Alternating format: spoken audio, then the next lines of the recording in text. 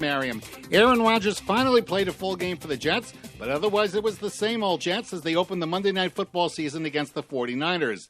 Here's Ryan Leong with the story of the long-anticipated matchup. The 49ers ended Week 1 of the NFL season beating the Jets 32-19 on Monday Night Football. Christian McCaffrey was unable to play due to a calf and Achilles injury.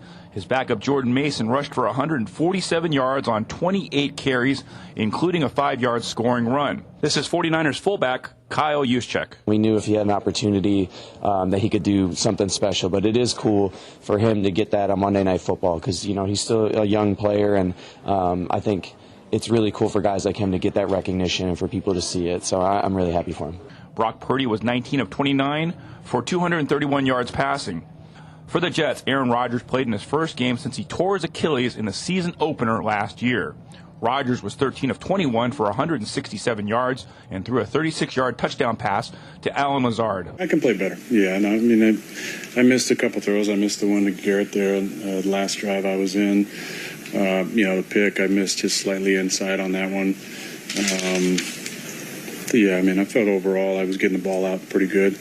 But, I had some opportunities that I like back. While Rodgers returned from last year's season-ending injury in Week 1, Week 1 of this year's NFL season had its own share of injuries. Here's Gethin Kulban, who'll get to play another day this season and who likely won't. Bills coach Sean McDermott says quarterback Josh Allen is cleared to play at Miami on Thursday, a day after hurting his non-throwing left hand.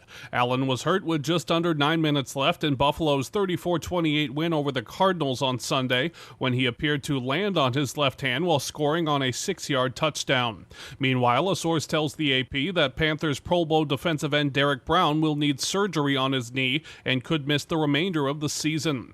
Brown injured his meniscus in the Panthers' 47-10 loss to the Saints. College football. Texas moved up to second in the latest AP rankings after its dominant win at defending national champ Michigan. Georgia remains number 1, with Ohio State taking a step back to 3. 4 SEC schools follow at 4 through 7, Alabama, Ole Miss, Missouri, and Tennessee. Northern Illinois, fresh off its big upset at Notre Dame, joined the list at 25. Up next, the day on the diamond. Baseball, the American League East is the tightest race with 3 weeks left in the regular season. The Yankees started the day a half game ahead of the Orioles and ended it a game and a half up on Baltimore after flushing the Royals.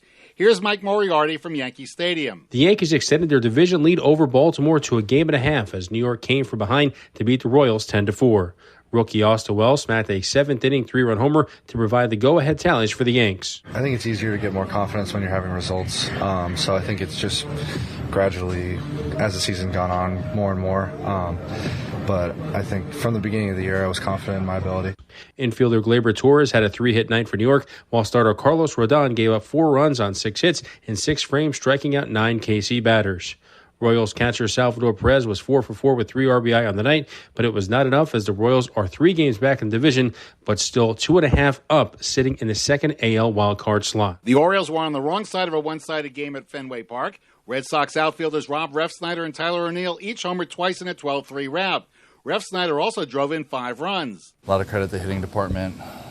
They've stayed up countless hours trying to help me out, figure some stuff out. So it felt really, really good to kind of break through. The Guardians, competing with the Orioles and Yankees for the American League's best record, played the team with baseball's worst record, the White Sox. Cleveland handed Chicago its 112th loss of the season, 5-3. Joey Cantillo, just recalled from the minors, had a perfect game going until 2 out in the 7th.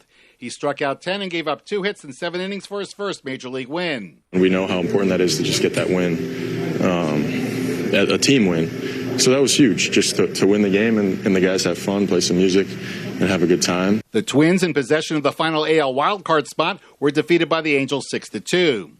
The Phillies and Dodgers are now tied for the best overall record in the National League.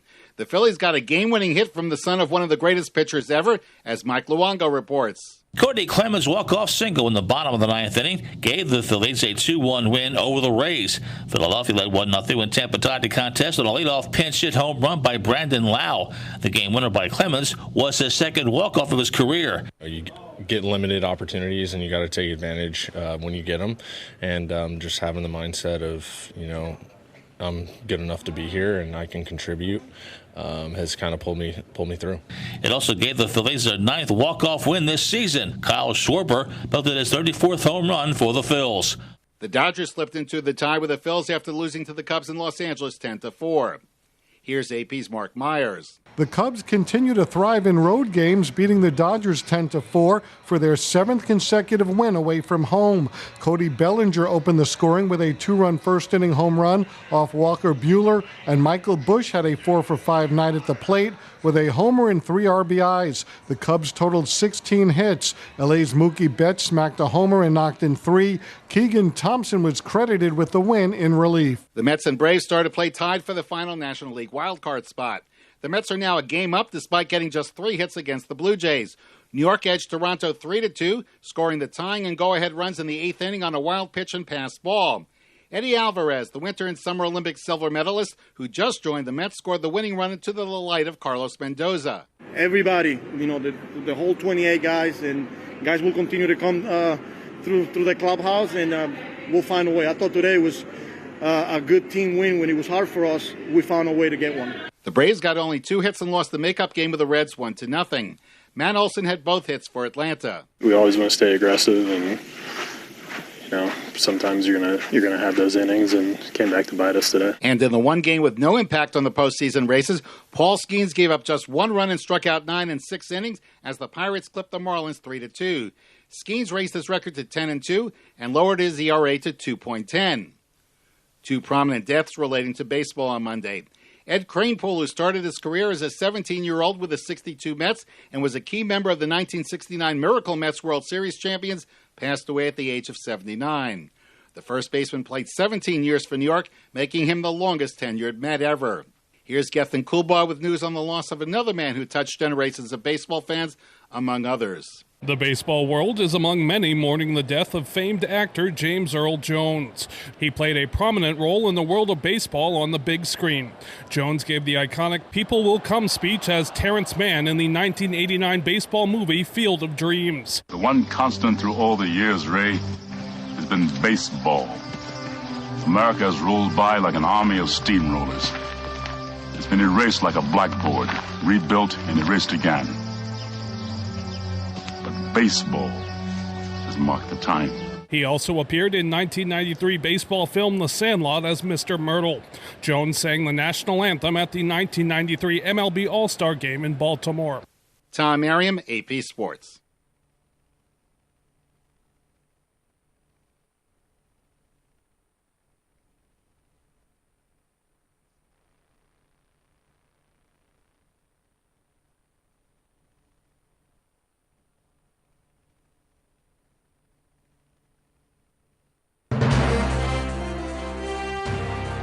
AP News. I'm Ed Donahue. Kamala Harris and Donald Trump will meet tonight on the debate stage in Philadelphia.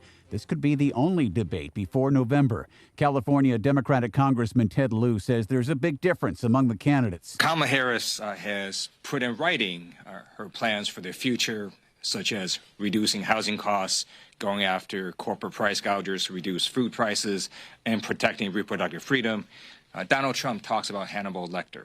So that's a choice we have in November. A new AP North poll shows Republicans are more likely to trust Donald Trump than official election results. Here's the AP's Amelia Thompson-DeVoe. The poll found that about 2/3 of Republicans have at least a moderate amount of trust in Trump and his campaign to provide accurate information about the outcome of the 2024 election, while only about half of Republicans said that about the official certification of election results. The U.S. and Britain formally accused Iran of supplying short-range ballistic missiles to Russia to use against Ukraine. Secretary of State Antony Blinken announced new sanctions on Moscow and Tehran before a visit to Kyiv. We've warned Tehran publicly, we've warned Tehran privately, that taking this step would constitute a dramatic escalation. House Speaker Mike Johnson is vowing to press ahead with requiring proof of citizenship for new voters as part of a bill to avoid a partial government shutdown. He's doing so even though the measure appears likely to be voted down. a top government codebreaker who decrypted secret Soviet communications during the Cold War, concluded Ethel Rosenberg knew about her husband's activities but did not engage in the work herself. It's according to a memo written days after she was arrested in the sensational atomic espionage case in the 50s and shown to the AP by the couple's son. Stocks finished mixed. The Dow down 92 points. This is AP News. Tyreek Hill's teammates and coaches used words like triggering and a shame to describe body camera footage showing a police stop. Miami Dolphins star wide receiver Tyreek Hill was on his way to a football game when he was pulled over for a traffic stop. Why don't you have your seatbelt on? Police knocked on his window, Why you have it up? and in about a minute, Hill was pushed to the ground face first. Get out! Damn! What part of ground? He was handcuffed and then again forced to the ground, despite his complaint that sitting on the curb caused pain in his surgically repaired knee. When we tell you to do something, you do it. You understand? You understand? Not what you want, but what we tell you. You're a little confused. That audio is courtesy of the Miami-Dade Police Department. Hill was eventually released after receiving citations for careless driving and failing to wear his seatbelt. Police Department Director Stephanie Daniels put one officer on administrative leave. I'm Haya Panjwani. I'm Ed Donahue, AP News. Good morning, Marianas. So many things we gotta discuss. Happy day, Tirawamian greetings. To Rhoda, Guam, Sabin, and Tinian. For all your island news. From a beautiful place with Pacific views. It's always so much fun on Good Morning Marianas.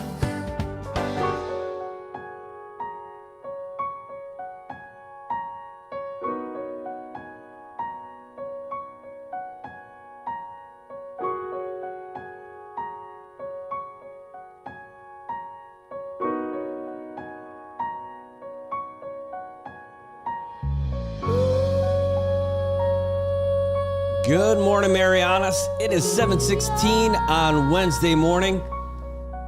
It's September 11th here in the Marianas.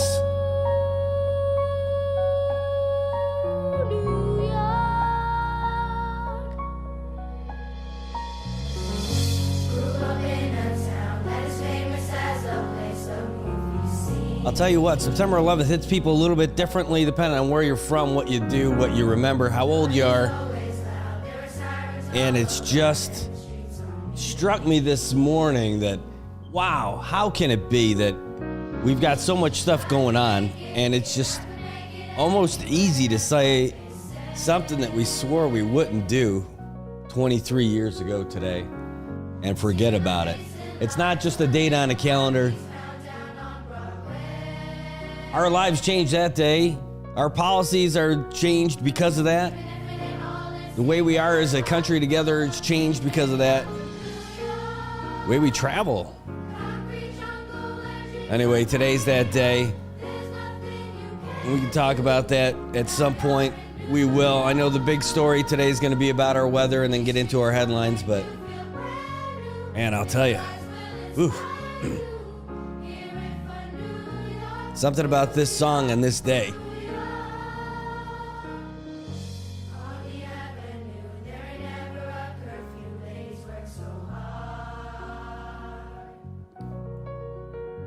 All right, well, we're going to get you going. We'll get you started with everything else that's happening today. Good morning, Marianas. It is great to see you guys. I am going to fade that music out a little bit and put something else on just so I can make it through a little bit easier than what's already starting. Like there's a frog. Where'd that sucker come from? What happened? Who's got those? Oh, no, I thought I did. I didn't actually turn it off. There we go. Oh, man. Those kids. They got me. They got me. I don't know if you guys saw that video way back when, done in the firehouses. Whew. Good stuff. Great stuff. Great to see all you guys. Thanks for tuning in this morning. See all you guys in the comments already on the Good Morning Marianas page over on YouTube and on the NMI News Service. Thanks so much for tuning in. It is Wednesday, September 11th, and it is a windy, windy day. In fact, something blew up and stuck on my head. It did. Hey, good morning, everybody. We've got a great day today. It's the best day ever if you are a student, because today classes are canceled for public schools. That's right. I know the word's gotten around. You guys have definitely heard it, hopefully by now. Hopefully you're not in the car taking your kids to school today for public school. Private schools, you guys are out of luck. You're going to school. You got class today. But I'll tell you what, today's one of those days. We grew up in the snow belt area in New York, and we would get crazy storms that would blow through. And there were some school districts that would close when just a little bit of snow came in, but not my school. Lancaster Central School District. I don't care if it was 20 feet high snow, well, maybe 20, but they would not close the schools unless it was just darn right, like impassable. You could not do it. In fact, we thought about shoveling the snow from our driveways into the streets just to say, oh, the buses can't make it. We're not going to have to go to school. No. Well, today, though, it looks like the kids are getting a day off of school. It's the first storm to really blow through this season, so I guess that makes sense because they want to make sure that they got all their ducks in a row at PSS and make this choice out of safety. But they put that out around 4 o'clock this morning to let people know that school was going to be canceled today.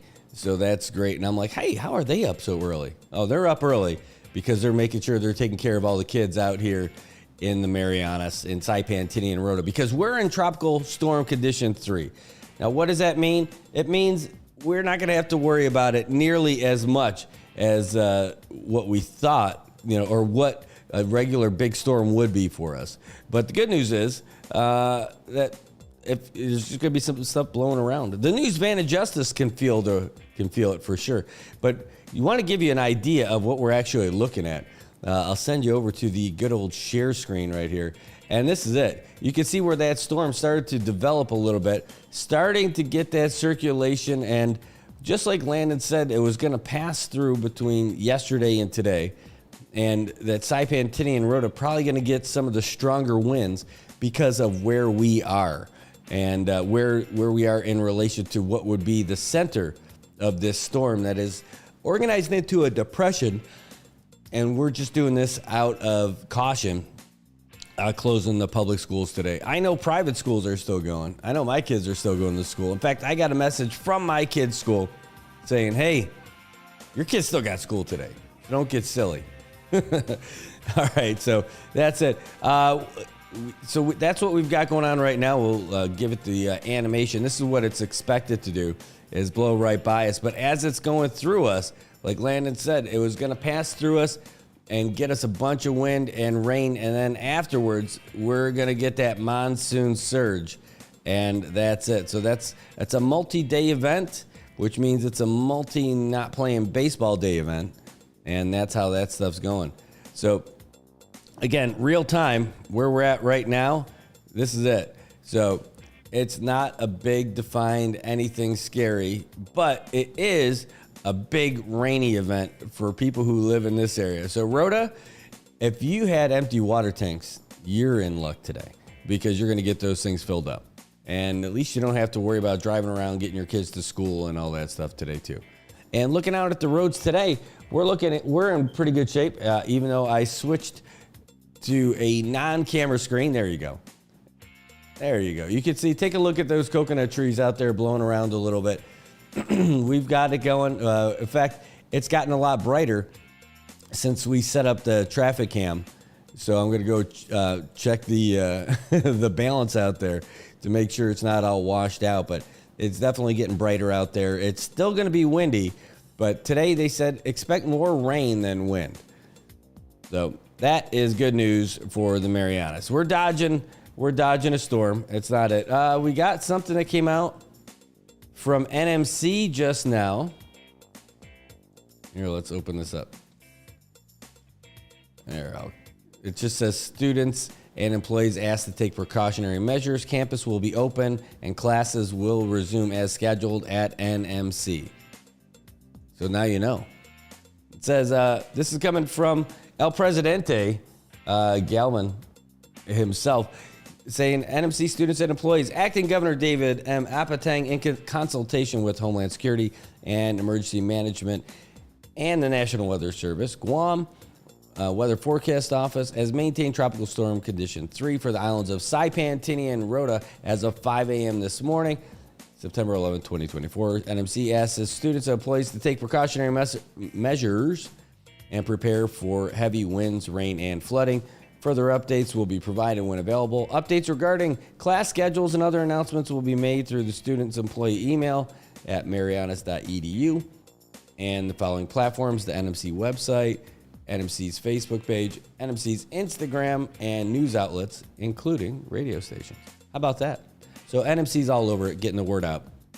As of now, though, classes are running as scheduled at our only college here in Saipan, Tinian, and Rota. So there you go. That's your weather update. That is your school closing update.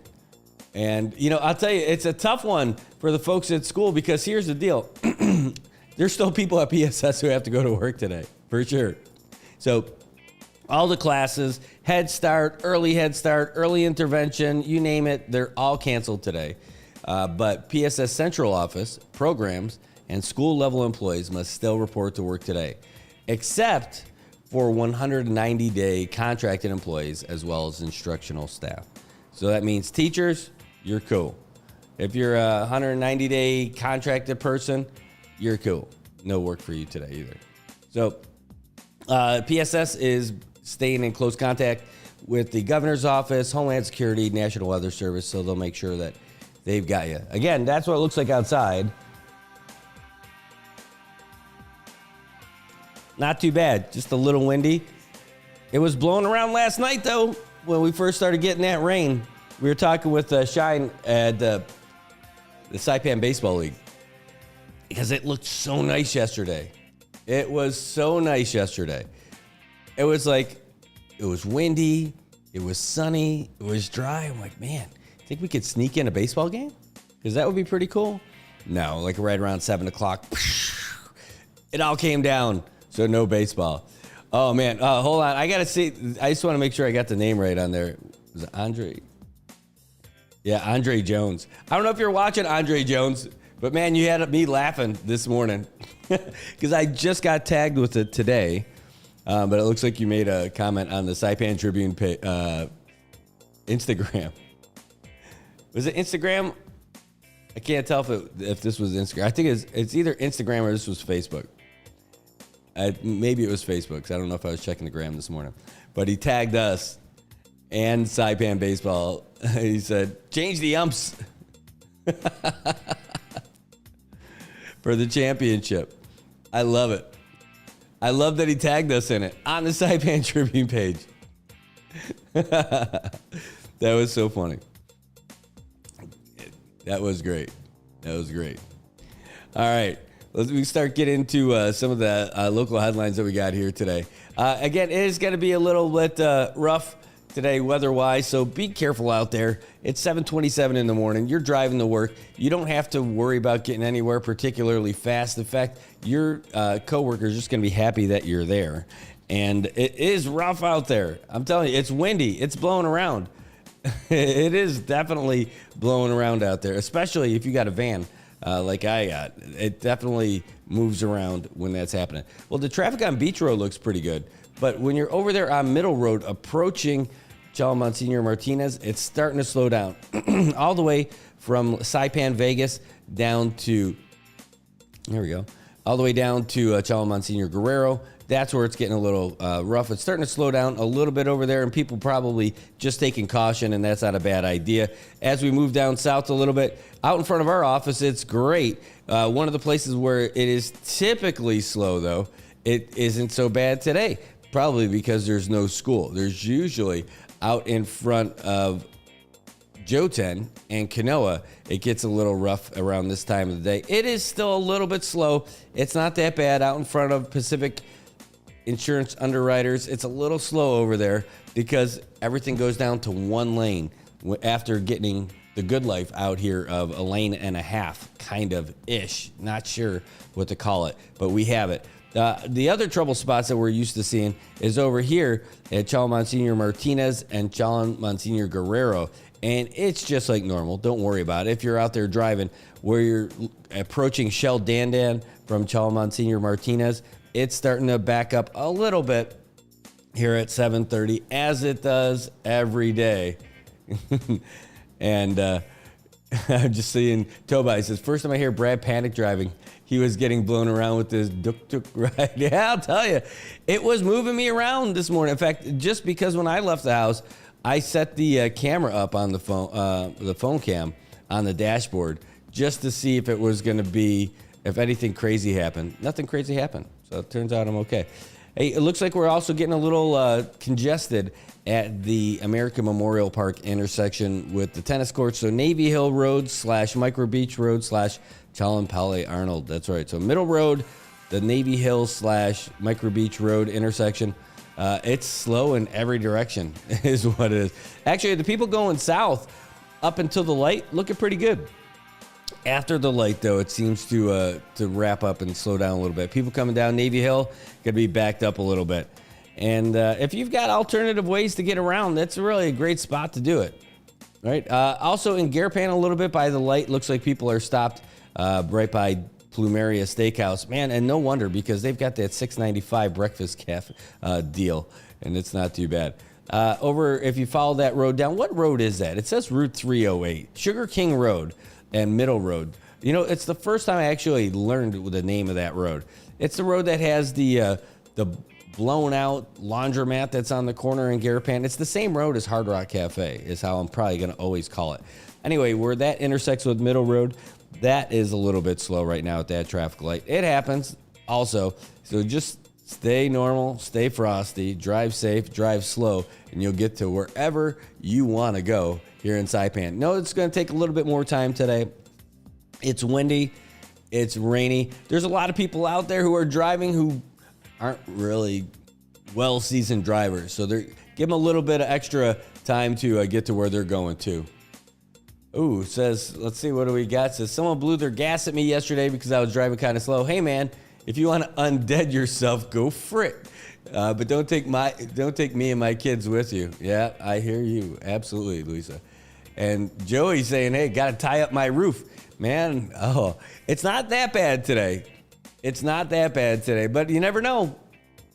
You never know. I got lucky in U2. We had a tin roof back then, and the house that we had is the only tin roof house that still had a tin roof at the end of that storm. It did a little dancing by the the patio, but the rest of it was fine. It did a little dancing. It did, but not too crazy. It's because it was just the way it was designed. It was a little bit different. All right, because it used to be a store, that house that we had. That's why it had that big concrete front, so the slope of the roof behind it kept us pretty safe. Even when the wind turned around as the storm blew through, it was still okay. But that's the deal. That is the deal for traffic. That's the deal for weather. And we're going to roll on into some sports stuff. In fact, not sports stuff, but the news. But we will talk about sports later because we've got the full footage of that interaction with Tyreek Hill and the Miami-Dade Highway Patrol. They were looking every bit like Ponch and John from Chips, though. I can tell you. They were definitely on it. And I definitely want to have a conversation about it because I want to hear what you guys have to think about all that stuff. And especially today because a lot of people are going to have extra time on their hands. Time's of school. All the teachers are home. It's great. You guys get to enjoy it today. So enjoy away today. All right, let's get into some of the headlines here. Well, it looks like the Saki are back at it. I can't believe it, too. It's awful. So Coral Ocean Point got hit this time. And they took 2 golf carts. A golf. For real. They took 2 golf carts. And those are new golf carts. Those are golf carts that came out since U2. Because all those got trashed, right? I mean, they got rims. They work. They go fast. And the fast that you're supposed to go. Not like that speed that you get from Kingfisher. That works sometimes. And it's apparently a death trap if you've got one certain lawyer who's prosecuting Kingfisher for people on hole number 5. All right, we'll move on from that. But they took 2 golf carts, welding machines, and more from COP. And they just did it on Monday. And it wasn't even like late at night. It was between 9 and 9:30. And the golf carts, oh my gosh, it's like $8,000 each for those golf carts.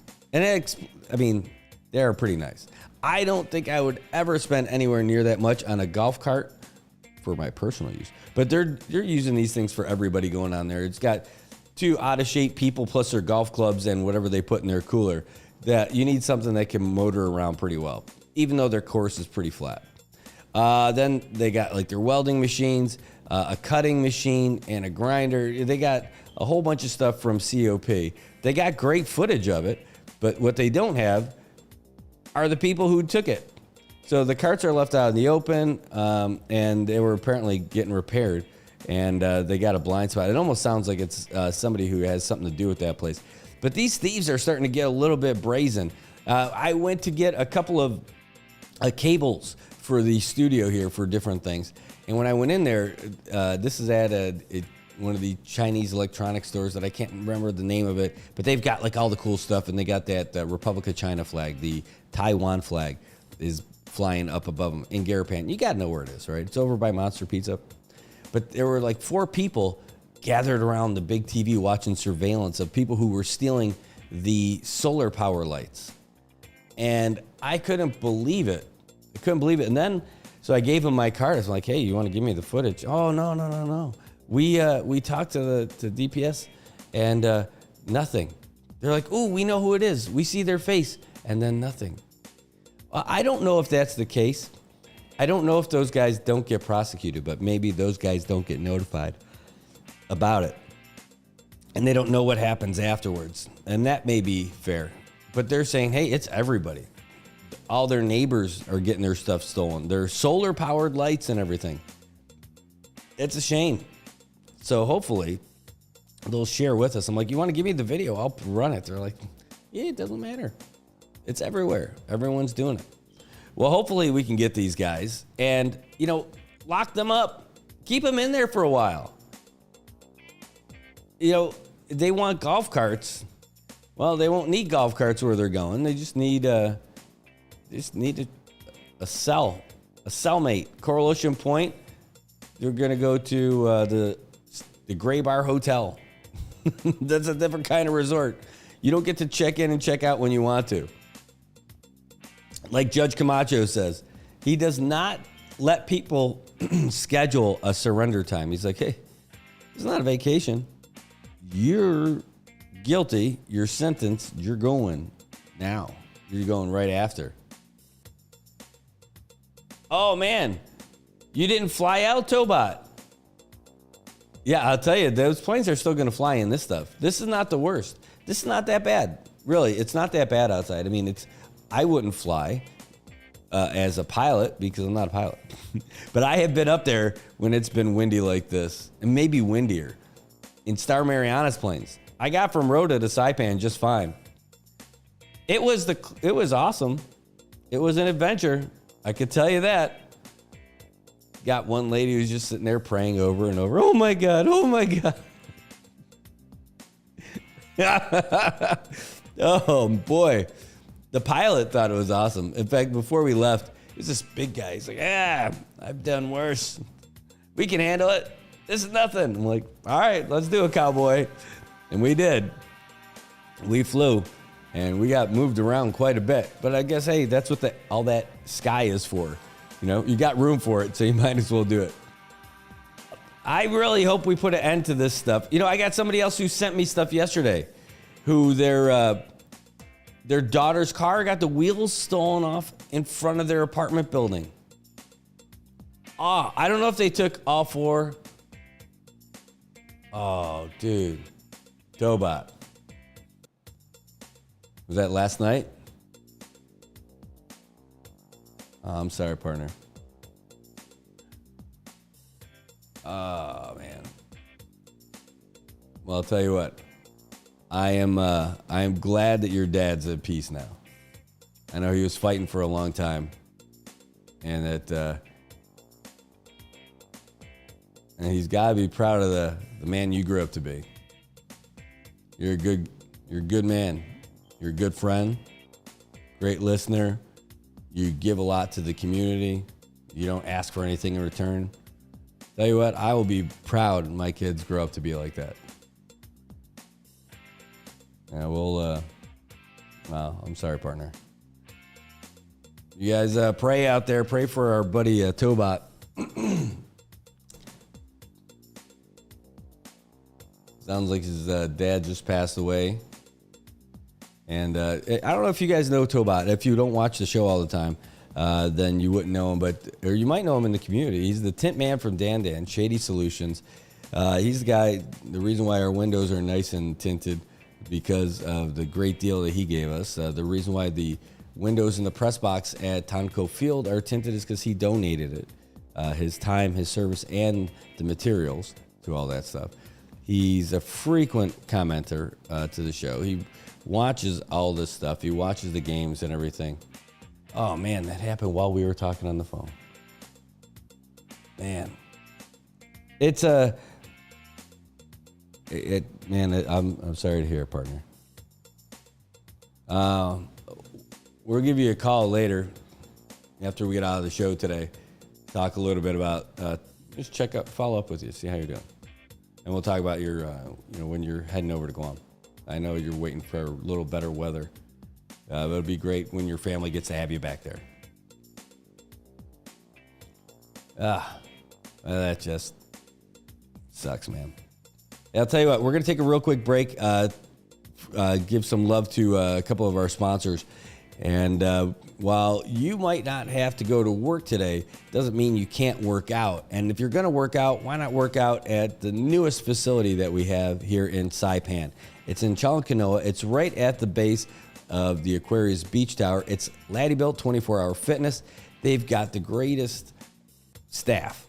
They've got great free weights. They've got great equipment. They've got great machines. They've got Octagon. They've got the cold plunge. They've got the sauna. They've got the spin bikes. They've got certified trainers. They've got supplements. They've got shakes. The only thing they need is you. Go down there and check them out. You know, your first workout's free. Go down there. Tell them you heard about it from us here at Good Morning Marianas. Tell them you heard about it from us at the CNMI News Service. Heck, go down there and just tell them Brad sent you and see what Laddie-built can do for you.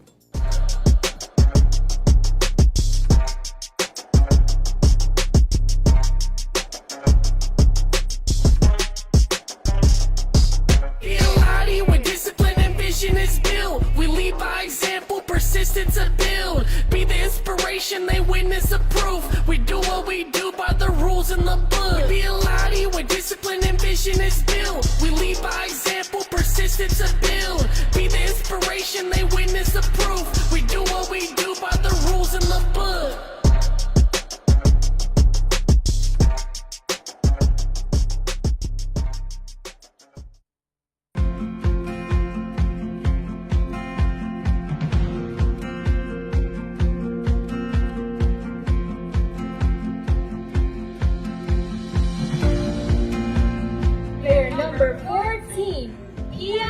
It's a great day to be up 3-0. I'll tell you that. Probably is not great to be down 3-0. I'm Brad Rosala, and I'm the owner for Commonwealth Communications. And I am Jojo Alipuzu. I am the owner of Island Image and Motion. And this is our joint venture, Sideline Studios.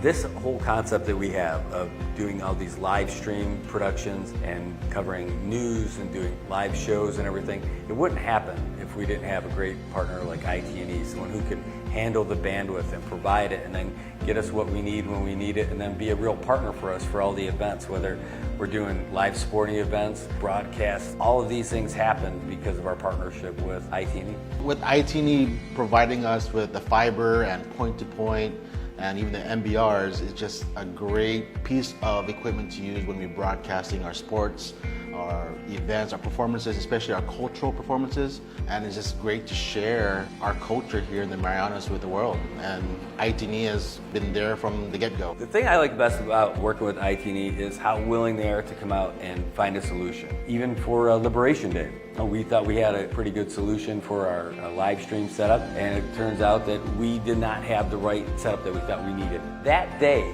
just before the parade, reached out to Paul and said, here's our situation. What do you think? He's like, we're going to figure this out. While he's sitting there barbecuing, getting ready for the parade to start, he starts burning up the phone lines, calling everybody in IT&E, what can we do, what's the right solution? They left their families to do this stuff and get us the equipment that we needed to broadcast live. That's over and above. That's on a holiday. That's when he was out there spending time with his family. That's why IT&E is just the best, just really in touch with the people and the community. I recommend IT&E to everybody. Tell them the options are there, and you can choose whoever you want and then figure out what you think is the best. But when you're ready, when you're tired of having your calls disconnected or not having service, then you reach out to the guys from IT&E.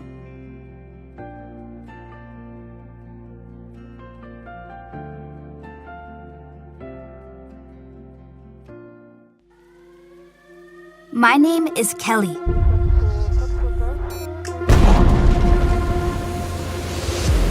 I've never been good at giving up. And that's okay, because I have big plans. This might sound crazy right now, but someday, I will be the captain of my own ship. The captain. Attention on deck. I'll steer it through new waters. And I'll stand up to the biggest storms. Me and my crew will fight back against the toughest enemies. I'll lead the sailors on my ship, my way. And together, we will always do what is right. I'll show the world any girl can be a captain. I'll show them that I am enough. No matter what comes my way, I'll stay the course. Because history won't remember those who took the easy way out. My name is Kelly, and it means determination.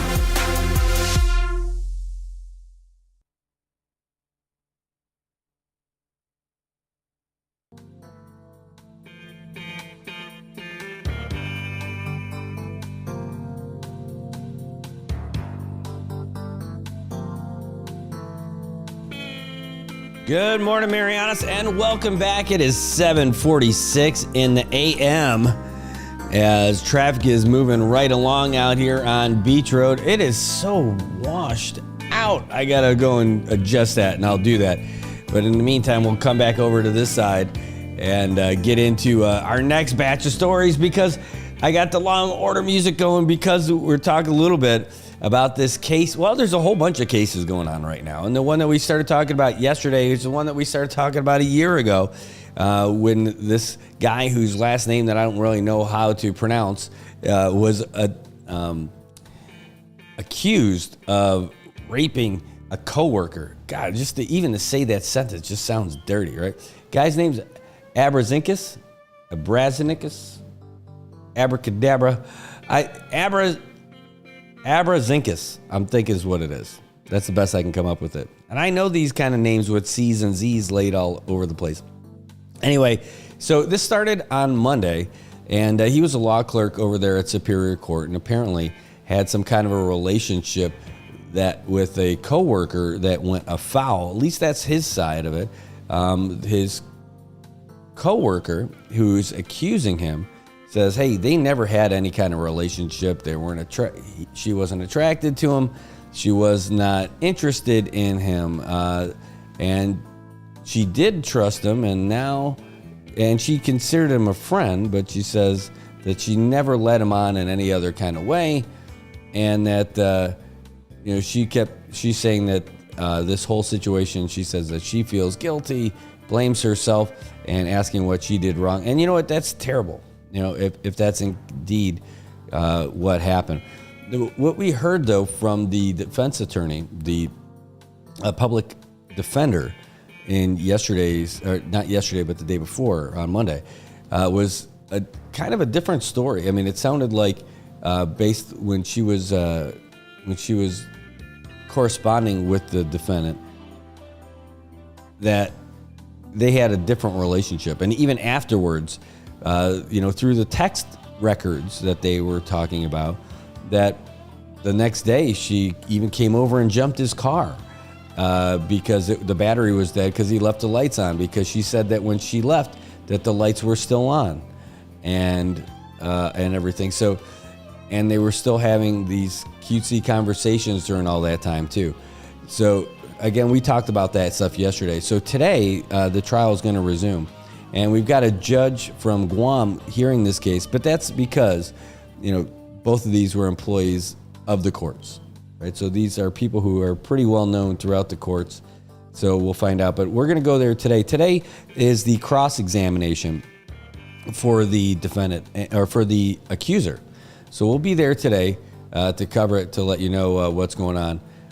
Yesterday, though, they heard from DPS Detective Shannon Dela Cruz, also Police Officer Hector Ephraim, and the Human Resource Officer for the Judiciary, Michelle Guerrero. They all testified yesterday.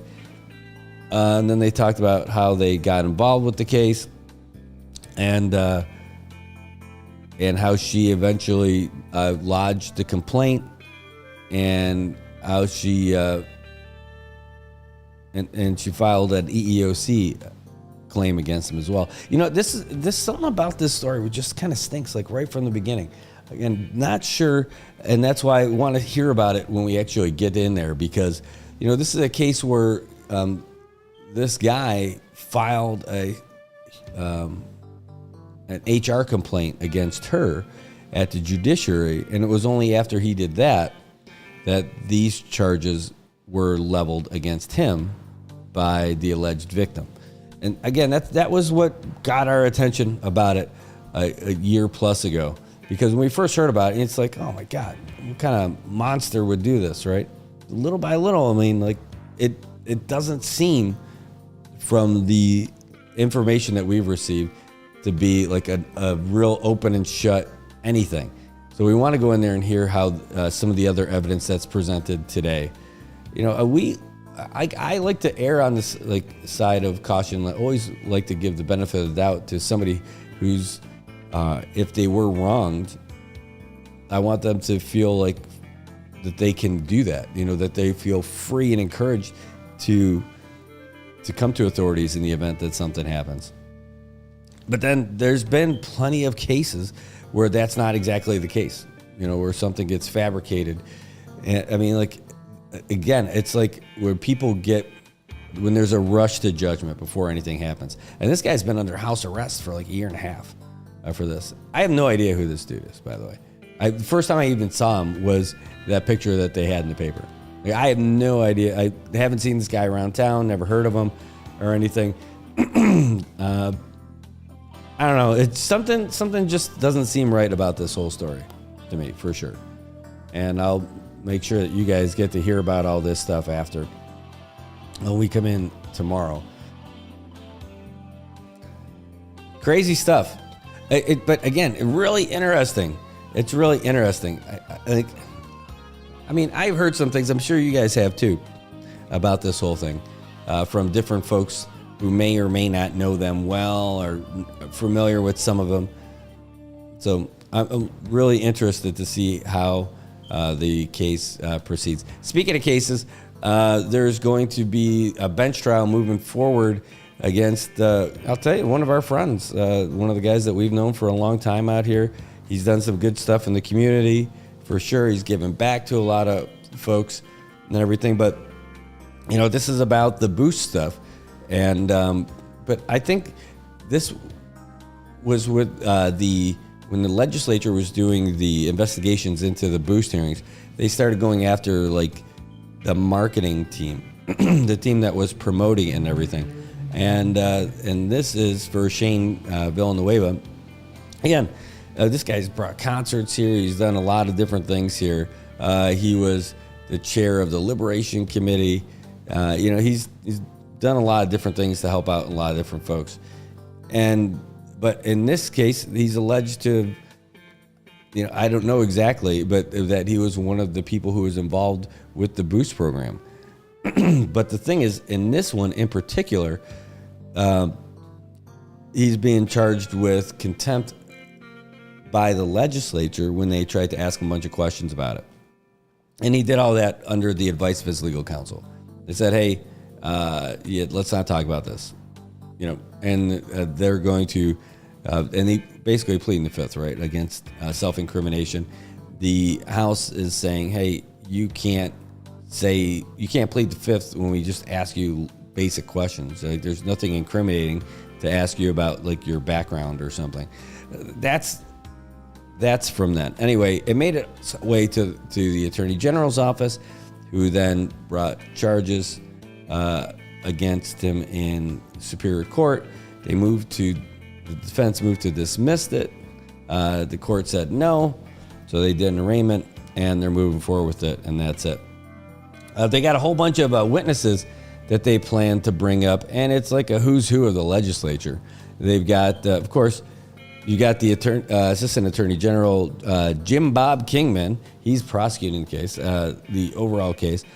His witness list is going to include the current House Speaker, Edmund Villa-Gomez, Representative Ralph Umel, Floor Leader Ed Probst, Representative B.J. Attow, Representative Marissa Flores, Vincent Cobre-Aldon, Diego Camacho, Vice Speaker Joel Camacho, Rep. J.P. Sablon, Rep.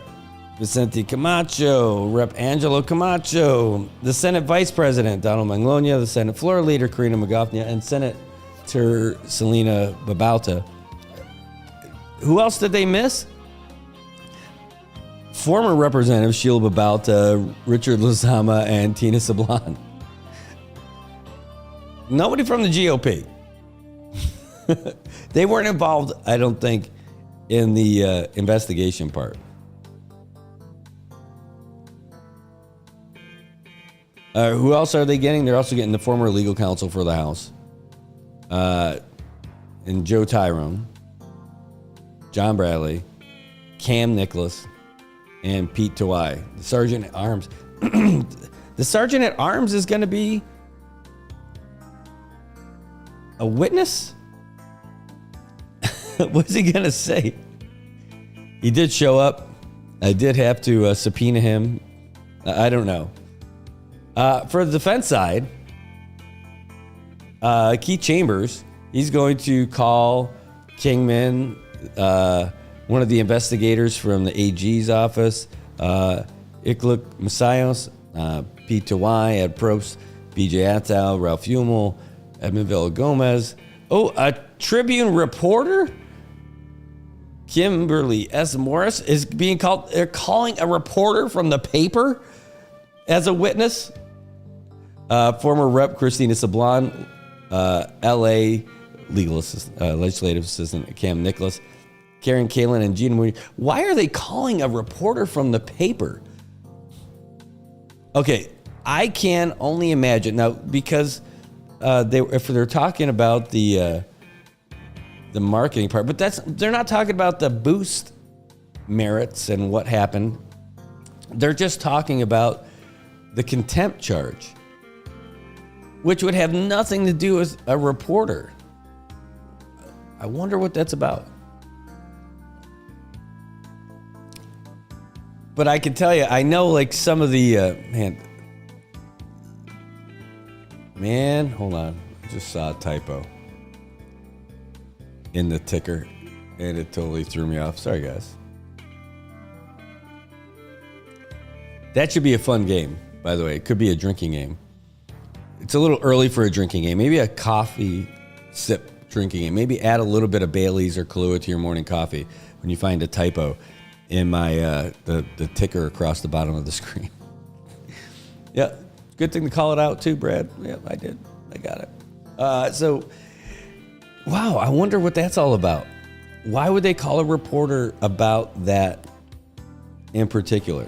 They're not talking about the merits of the case. They're not talking about. They're talking about a contempt charge about somebody who showed up or didn't show up. And that they're pleading, he's not pleading not guilty to anything about the boost itself. He's just pleading not guilty to the charge of contempt brought about him by the legislature. What in the world could the reporter have anything to do with all that? It makes no sense. Not to me. Although, I think it'd be fun to tease Kim about it. Ooh, Kim, you're in trouble. Shut up, Brad. No, you're in trouble, Kim. You're in so much trouble. I imagine getting a slap on the arm for sure for getting that, for teasing her about that. But I mean, like, why would they call a reporter to the stand about a contempt case that has nothing to do with anything? Like, it's not like she was brought up or asking questions or anything like that. It's hilarious. And it's the defense attorney calling her. That's great. I'll tell you, that whole office has me scratching my head sometimes. The law office of Dewey, Cheatham, and Howe. No. They're great. They're great for their clients. They are. Not so much for justice and expedience for people who want to see things go through, but they're great for their clients. But for this one, I just don't get it. Like, I could see them trying a case just on the merits of. I think this is actually a really good case to have. I don't think this is a bad case to have at all. And I don't think there's any big cloud that should go over anybody who's on this side of it. This is going to go for a real test of what people are going to be compelled to do when they get called in front of the legislature. It's a real good measuring stick for the authority that legislators are going to have for people who are summoned to come and appear before them. So, good times in the Marianas. It is certainly interesting. What I'm going to do, it should be ready now. I should see the magic number change. It did. So I'm going to get you guys the latest from AP, and then you guys will watch the traffic cam for just a couple of minutes as I adjust the settings and make it awesome as that comes in. So here's the latest from the Associated Press. So you know what's happening in the United States and all around the world. Vice President Kamala Harris and former President Donald Trump meet tonight in what may be their only debate before November's election. Sagar Magani has a preview. Forget never having faced off with each other. They've never even met each other. The stakes for Tuesday night's debate couldn't be any greater. University of Michigan presidential debate expert Aaron Call says this is essentially the general election's biggest night. There will be no bigger audience. A minute from a 90-minute debate could impact thousands, tens of thousands of votes, which it could be enough for this very close election expected in November. Trump's campaign says his edge is his unpredictability, comparing the challenge facing Harris to a boxer going into the ring against Muhammad Ali.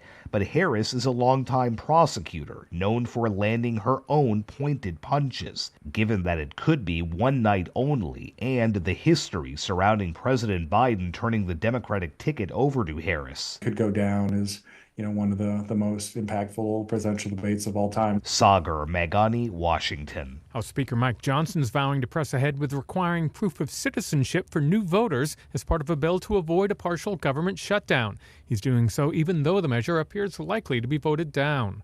The Israeli military has released video footage of a Gaza tunnel where it says 6 hostages were recently killed by Hamas. Rear Admiral Daniel Hagari is the IDF spokesman. Narrow tunnel with no rooms that is so low you can't stand up straight in it.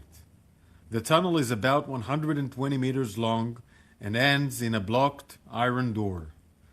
This short blocked part of the tunnel is where the hostages were held and murdered. Ukrainian drones targeted multiple Russian regions overnight, including Moscow. A regional governor says drones hit 2 multi-story residential buildings in a town just outside the capital. 1 killed and 8 injured. This is AP News.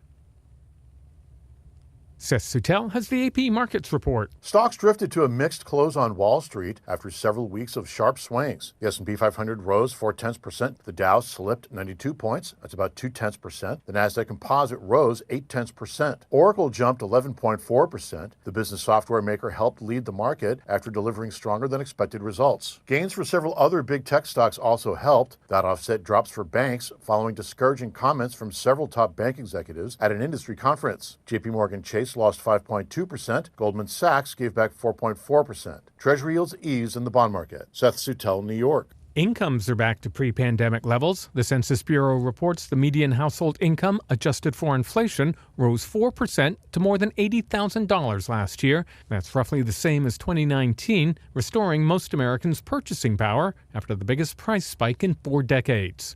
I'm Ben Thomas, AP News. Thank you for listening. Hello and a blessed Hofede Antiro. My name is Jose Rabago Jr., and I kindly ask today for your prayers. If you don't know me, people know me as a photographer, a graphic designer, a church member, a choir member. But today, I just kindly ask, as a normal person, I'm just kindly asking for your prayers.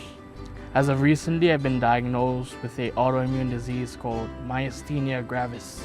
And with this condition, it's drastically changed my life.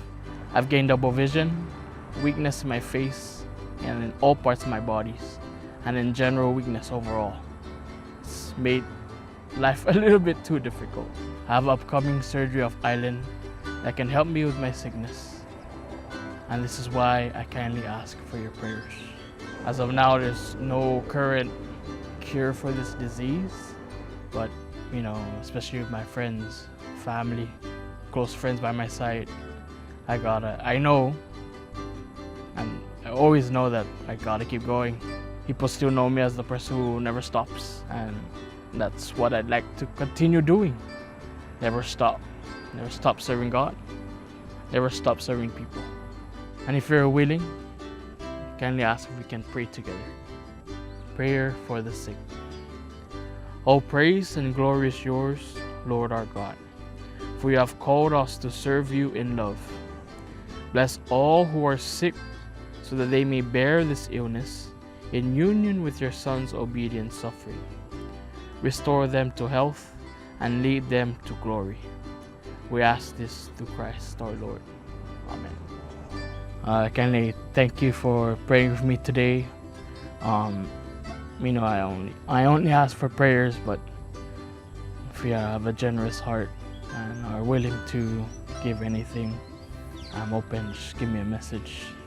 But honestly, I know that prayers work, and I know that's what I need to overcome the surgery, to overcome the sickness. Because overall, there's only one healer, and there's only one God.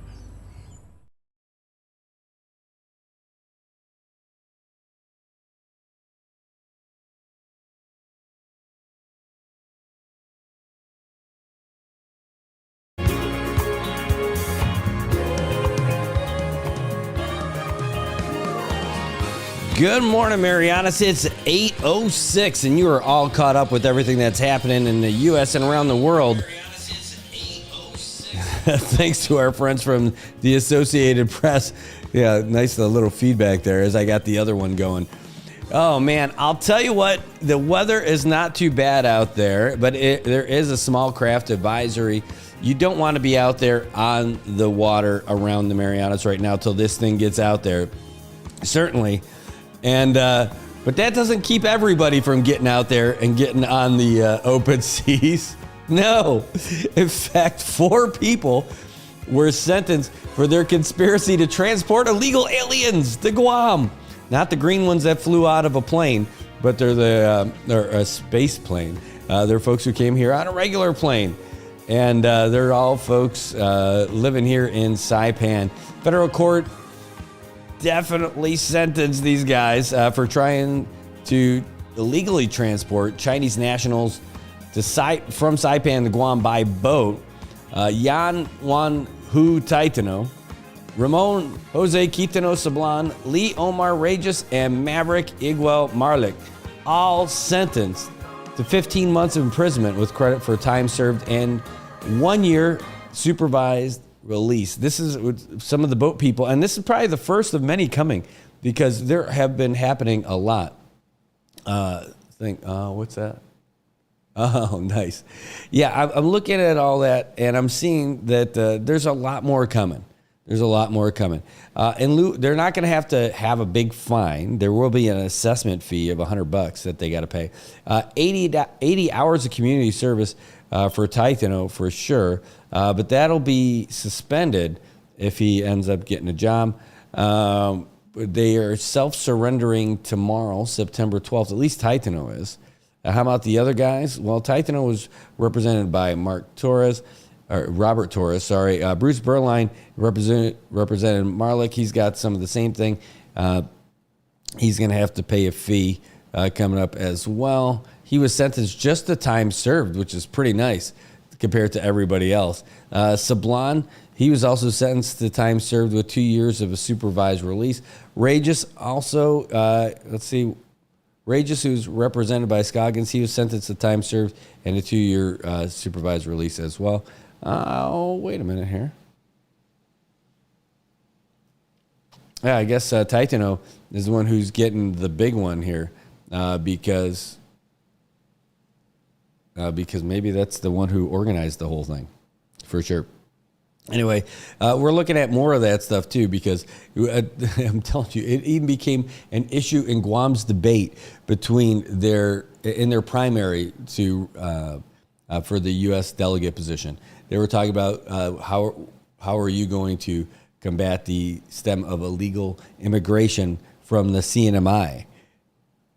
I'm like, holy cow, that is not giving us a great look. And if our neighbors to the south are saying that stuff about us, you can only imagine what they're saying about us in D.C. and what it looks like for us when we go to meet these guys and when we ask them for help with, especially when we ask them for help with the Chinese market. They're not going to be too keen on it. Oh, we got a new update that came from the governor's office. Hold on, let's just open this up here real quick. And we can read this together with you. Hold on one second. Put it on the screen for you. Here's the latest. That's it. We just got this. It just popped in. Oh, that's not the music I was looking for. I was looking for something a little bit easier. There we go.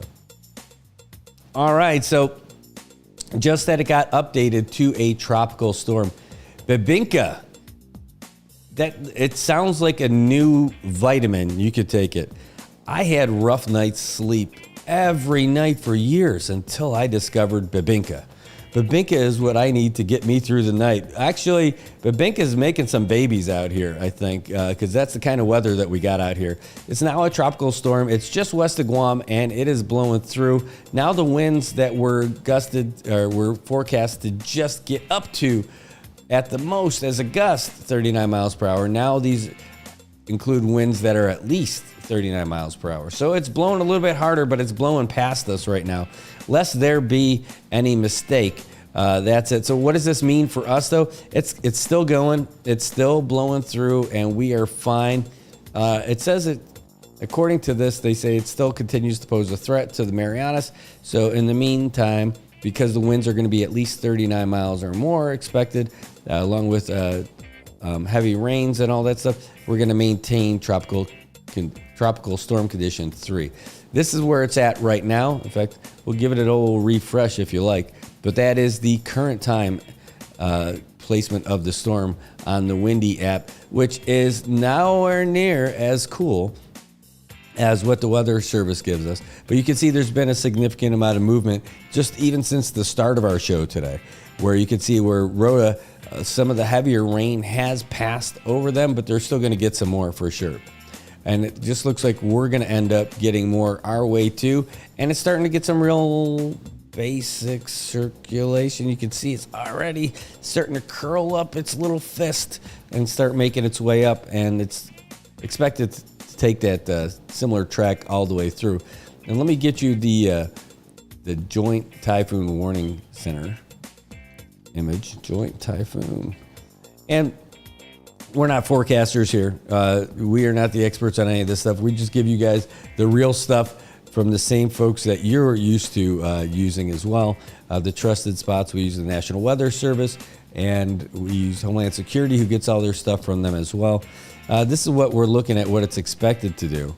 Right now, you can see it's still down here, and based on this, it's not a typhoon yet. It's just a tropical storm. It's been upgraded to a tropical storm, and it's expected to keep on going till it introduces itself to China. It looks like it's on its way to Shanghai, which, wow, that's going to be a pretty big storm maybe by that time.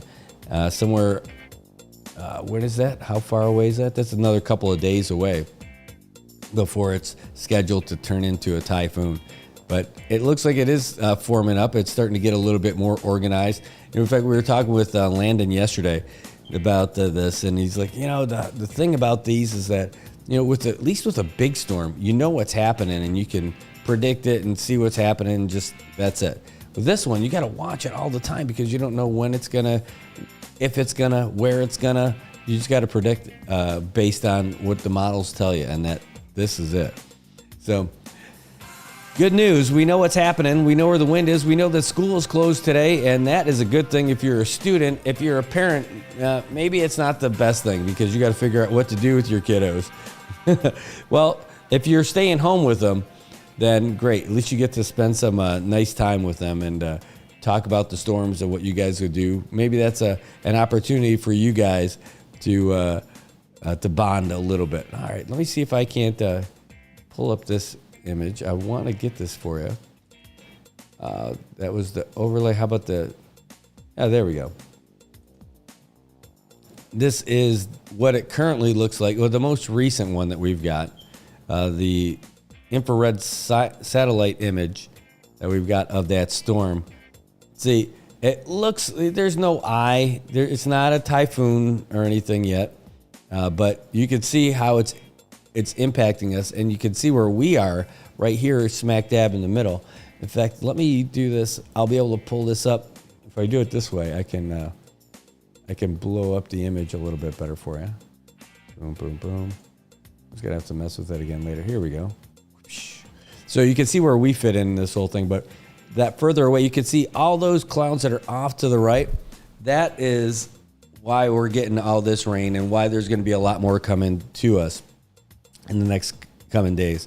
So just expect rain, not as much wind, although it's still going to be windy. Just expect a lot more rain coming our way. All right. Hey, great idea to remind you that our phone lines are open. Yes, they are. Our phone lines are open. 789-2323 if you want to give us a call. We take calls all day, but really for the show, you can call us and talk about whatever you think is interesting. You're home. You got time off today. You want to talk about your football team? Go for it. I love that stuff. 789-2323. All right, what else is going on in our local news? We talked about people getting sentenced. We talked about people who are going to court. We're talking about how we're going to court to follow some stuff today. We talked about those Steelers hitting Coral Ocean Point. Ugh, can't believe it. That place, like, it didn't get enough from the storms. It's just awful. Like, I can't believe all this stuff, all this thievery that's going on out there. I mean, it used to be the good old kind that just happens behind closed doors in the government. Brad, you bastard. I know, I'm just kidding. Come on, it's funny. All right. It is. Ooh, I want to see this. I didn't catch this one when it came out. But they're looking at doing a whole bunch of things for Chamorro Carolinian Heritage Month, including a cultural learning experience every week at the museum in Garapan and at the Carolinian Oot.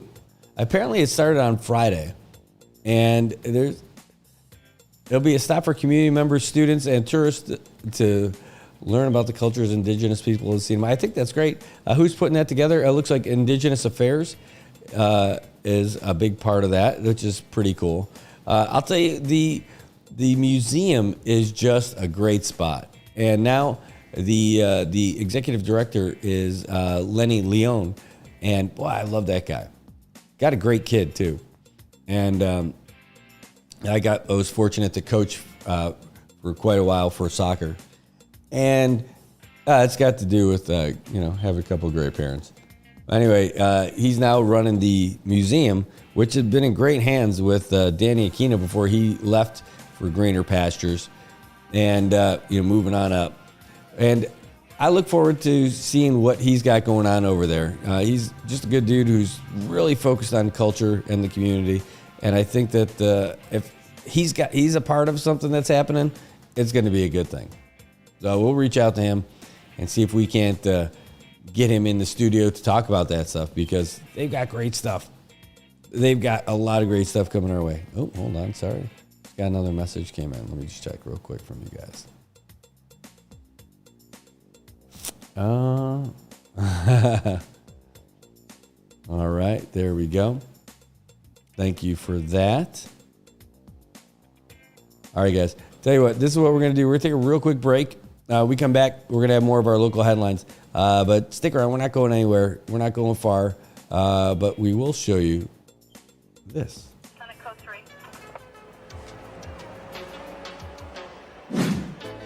On Friday, August 23rd, a theft incident was reported at the Payless Truck Store in Chalakanoa, Saipan. Preliminary investigation revealed that employees had discovered one of their delivery vans was leaking gas from the bottom. The van was towed to the shop, where it was later discovered that the gas tank was punctured. Upon reviewing the company's surveillance system, the company discovered that perpetrators responsible for the vandalism of their delivery truck was done on August 19th at about 9 p.m. Suspects were described carrying gas containers that were loaded onto a white Nissan Frontier. Another vehicle, described as a red Toyota Tacoma, was also observed making contact with the occupants of the Frontier. DPS seeks the community's assistance in identifying this person. Anyone with information about this incident may call the DPS Criminal Investigations Bureau at 664-9042. They may also call DPS headquarters at 664-9001 or call the Crime Stoppers hotline at 234-7272 if they wish to remain anonymous.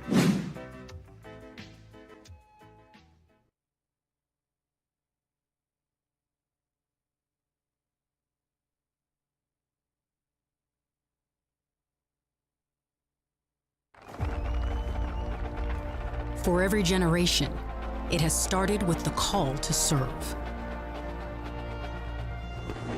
Discovering the purpose and the belonging earned with the title. Learning to dig deep and push through adversity together.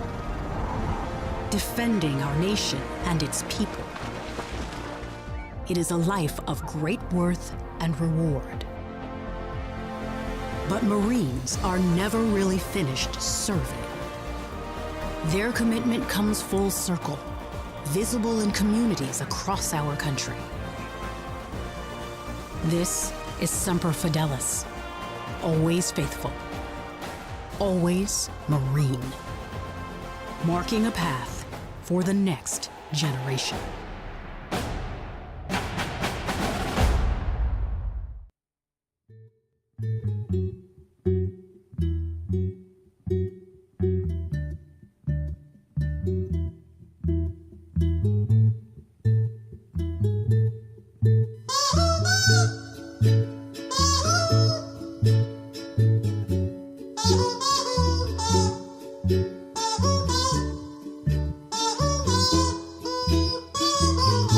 Welcome back, Marianas. It's 8:22 in the morning here on Wednesday, September 11th. It's raining. It's windy. It's just one of those blustery days here in the Marianas. Another day when our roads won't be paved. Oh, my God. Well, we can either focus on that or we can laugh at some stupid chicken songs. I don't know why. My wife does not love this as much as you guys. I don't get it. It's all right. Hey, good news. There are things happening in the world, especially with things that we have no control over. The U.S. presidential debate between Donald Trump and Kamala Harris is going to take place in just a couple of hours from now. And we would watch it with you guys, except for we're going to go to court to see that case resume. That we've been talking about since last year when it first happened. We're going to hear the cross-examination, take a copious amount of notes, and let you guys know what's going on. But we're probably going to duck out of here a little bit early today just so we can do just that and get our ducks in a row for that. But there are the presidential debate. Oh, man, I'm going to sneeze. It's totally going to happen. Excuse me. At least I muted it. I didn't want to blow out your speakers. Presidential debate is taking place today. It's the first time Donald Trump and Kamala Harris are going to debate each other. And there's been all kinds of, I'll say there's almost a debate getting to the debate to find out about all their things, because there's so many issues that they want to cover. The previous debate was Donald Trump and Joe Biden. We covered that at length while we watched it. And afterwards, it was a two-parter, a two-show thing where we took apart like all the things that were said. What's going to happen with this one? Well, there's going to be a different energy about it for sure, because Kamala Harris, say what you will, whoever you like and all this stuff, she makes Donald Trump look old. She really does. It's, again, politics aside, you pick, who you want and why and all that stuff. I'm just talking about general appearance and the conversation, the energy. Donald Trump in 2016, he looked feisty, ready to go, world beater, all that kind of stuff. And I am not a Hillary person. So, even though I couldn't stomach a lot of the stuff that Donald Trump was saying back then, I couldn't stomach Hillary Clinton at all. So I would have been supporting Trump back then. In 2020, it looked like the Trump administration was just a complete soup sandwich. And so I would have gone for Biden for sure. But this time around, President Biden definitely didn't look like he was capable anymore. He had deteriorated so much over the past 4 years. And it takes a lot out of you. I mean, it looks terrible. One of the jokes that they said about Obama is he looked so young at the start of his presidency, and he looked all grayed out 8 years later with all the stress and everything. Said he looked so bad he should have gone back to smoking Newports again, because he probably would have looked a lot better and he would have been feeling a lot better. Well, anyway, so President Biden drops out of the race, and all of a sudden Kamala Harris, who's been pretty much a non-factor for the past 4 years, is coming back in, and she's coming in as the bet for the Democrats. I don't know. I'm really going to watch with anticipation and great interest this debate today, because it's going to determine the next leader that we've got. Now, I think a lot of the voters, and at least a lot of the passionate people who follow the politics on the U.S. side, they grab onto an issue and they just hang on to that, and that's their big thing. Oh, it's all going to be terrible if this person wins. Oh, the country is over if that person wins. Okay, great. Let's talk about one reason why. I know I have a couple of issues that strike me, and they might overrule. Neither one of these candidates is a perfect candidate for the country. Not at all.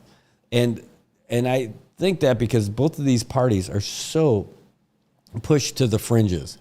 They overlook normal, everyday, middle of the road people, and they embrace the fringes.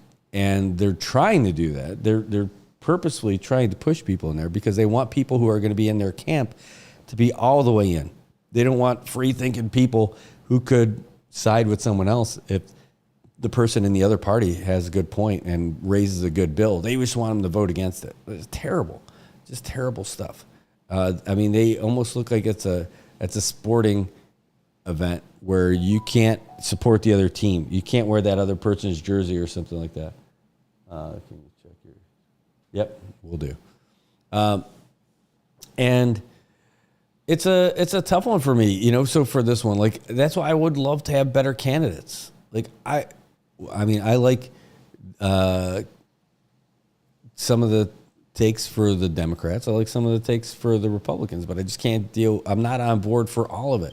There's got to be a candidate out there who's going to be strong in their opinions and strong in their resolve to push through this two-party system that we've got, essentially, and be just a damn good candidate for the country. Somebody who isn't with the freaks on either side, the people who are way the heck out there. The vast majority of people, I think, in the country have a pretty stable point of view on most of the issues. Yeah, they want to have safe cities, right? So the way the things that go in those super left cities, not great. When they had that CHOP and the CHAZ during the pandemic in Seattle, Like, you need a leader that's going to go through there with bulldozers and shields to get all those people out of there, you know? I mean, like, that's it. Like, they never should have been able to take over that city, and that lawlessness, the crime that happened in there. Like, and that's not a presidential thing. That's like a local leader thing, right? Their governor, their mayor, they should have just gone in there and just cleaned house. Literally clean it, and get rid of all that. You're like, no, there's no police allowed in this part of the city now. No, oh my gosh, that can't happen in a city. You just absolutely can't. Like, that needs to be taken care of. Immigration on the southern border of the U.S., yeah, absolutely. Now, there's got to be a better way of dealing with that, because we need to have a great relationship with Mexico. Plain and simple. Our southern border and our neighbors to the south, we need to have a great relationship with Mexico. Absolutely. Why? Oh, well, let's start. First of all, they are our neighbor.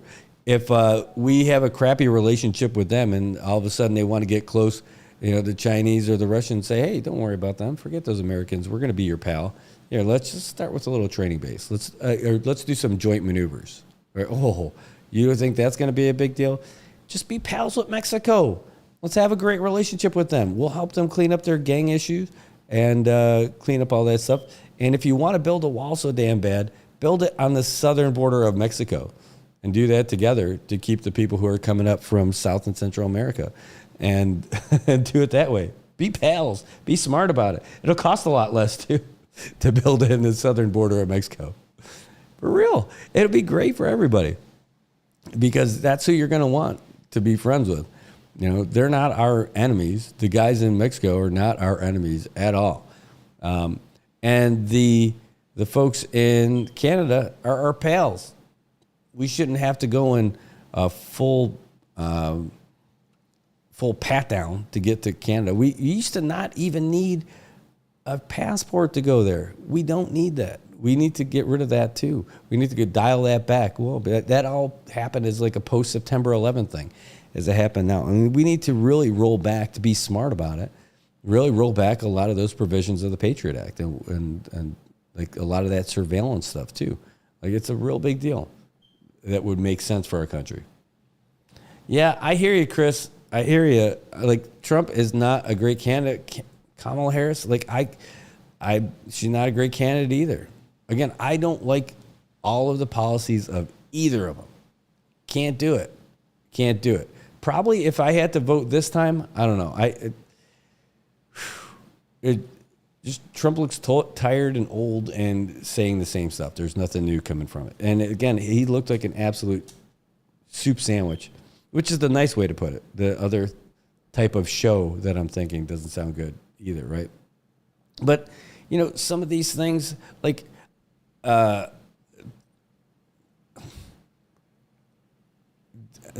don't like the idea of a lot of the things that are coming from the left that are just way too out there and way too ridiculous. I think that the grown-ups need to be back in charge, and the people.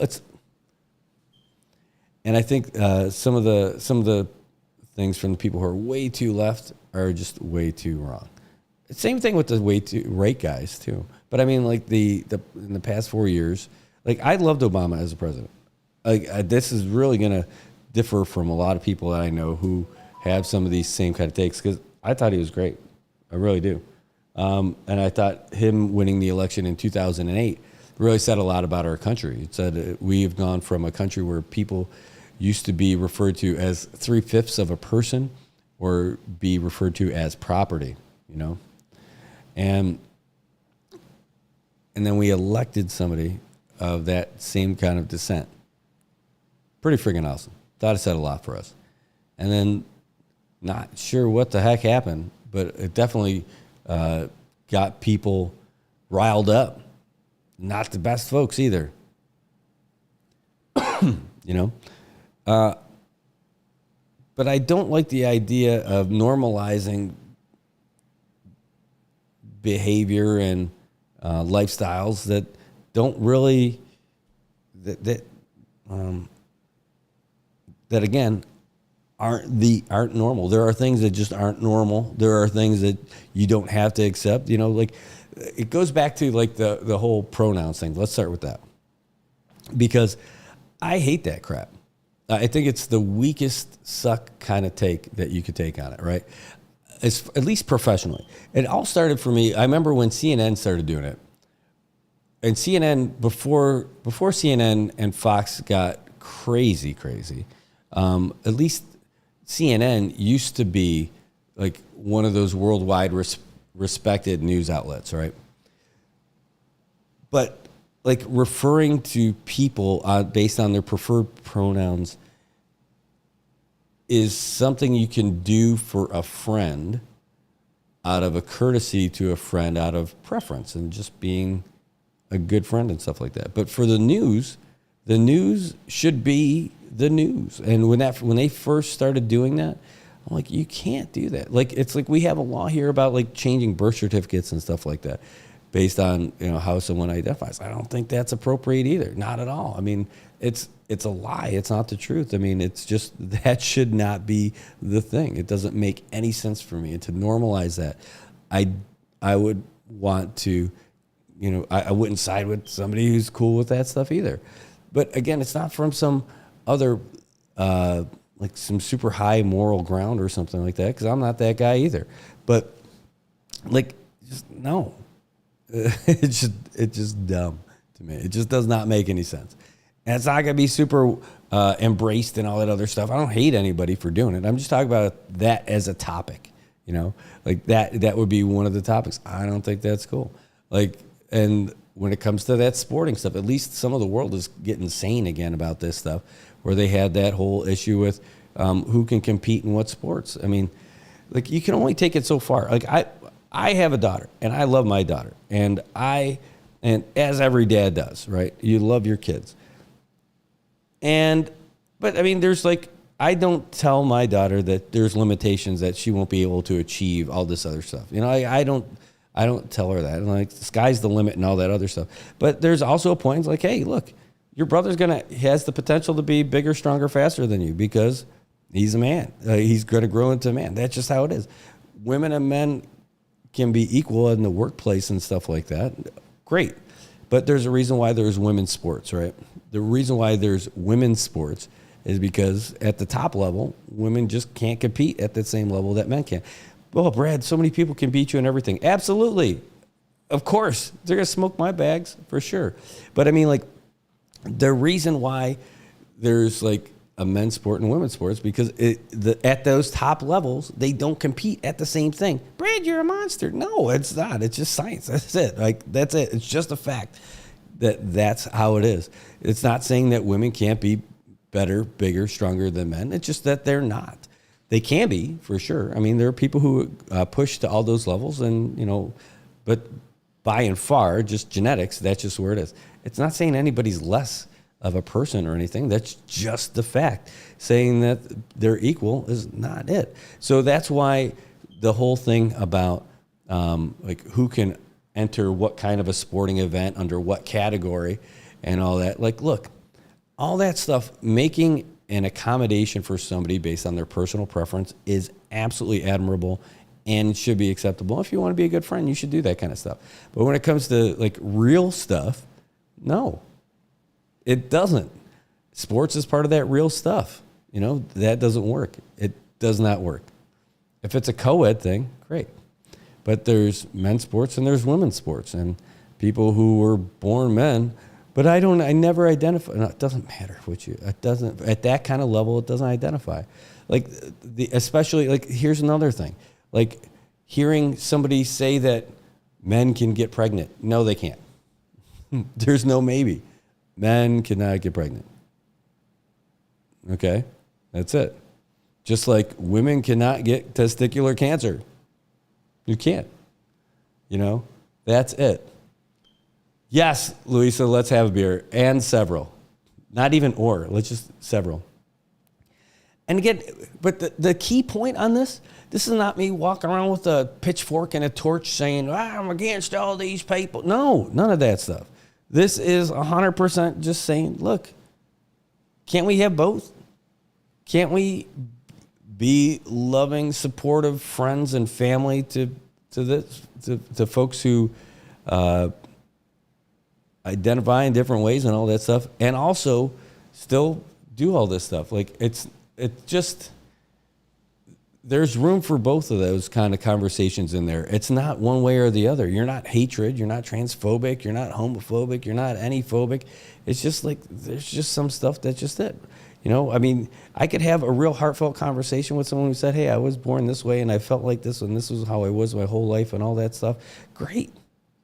I'm here for you. You want me to call you sister? Fine, I will. But when it came to doing like news stories, you got, like, reporters are supposed to talk about the facts, right? Like this right here is not a news story, right? This is just an opinion, conversation, talk show kind of stuff. Like, we just talk about opinions on this one.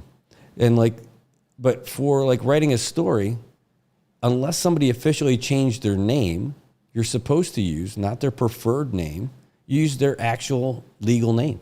If they change their name to something else, then you refer to them by that name, whether it's legally changed.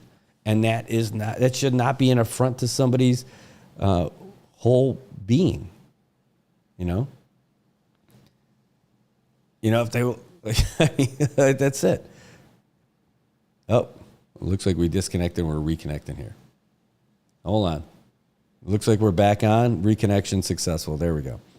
All right, so, but that's it. Like, if someone likes to be called, like, I don't know, whatever their name is, but whatever people want to be called by as a nickname or something like that, you would put in quotes, and that's it. Unless it's their official legal name, then you call them by that. That's it. Just for the reporting side. You know, people who aren't cool with that are primarily people on the left and on the far left, right?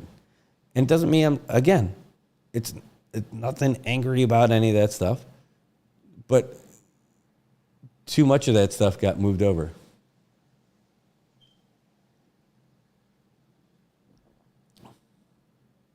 Man, just reading, catching up with some of those comments. Yeah, so and so like that's one of the reasons, one of the things that like I think is a big deal. So like man, do we have enough time to talk about this one? All right, because like I want to like white privilege. Here we go. Let's keep going. Oh, Brad, you started that one now. We going. I don't believe in it. I don't believe in it. I don't think it's a thing at all. At all.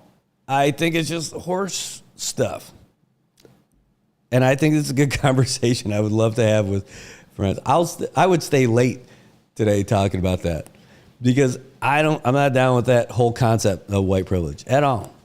Because I don't think it's about color. I don't. I think it's just about the way you act and the way you speak and the way you conduct yourself in public and the way you treat other people. You know, if you're a jerk, you're a jerk. You know, and that's like the nicest way of saying it, right? Now, are there communities that treat people differently based on their appearance? Yes. Everywhere. Everywhere. Do they treat you differently based on the way you act? Yes, for sure. And are there just straight up racists out there? Yes. Guaranteed. Guys with 3 teeth thinking they're superior to someone else because they have a lighter shade of skin. Jackasses, right? I mean, those people are, you know, those are those deplorables that Hillary Clinton was talking about, right? Those kind of folks. Those people aren't cool with me at all.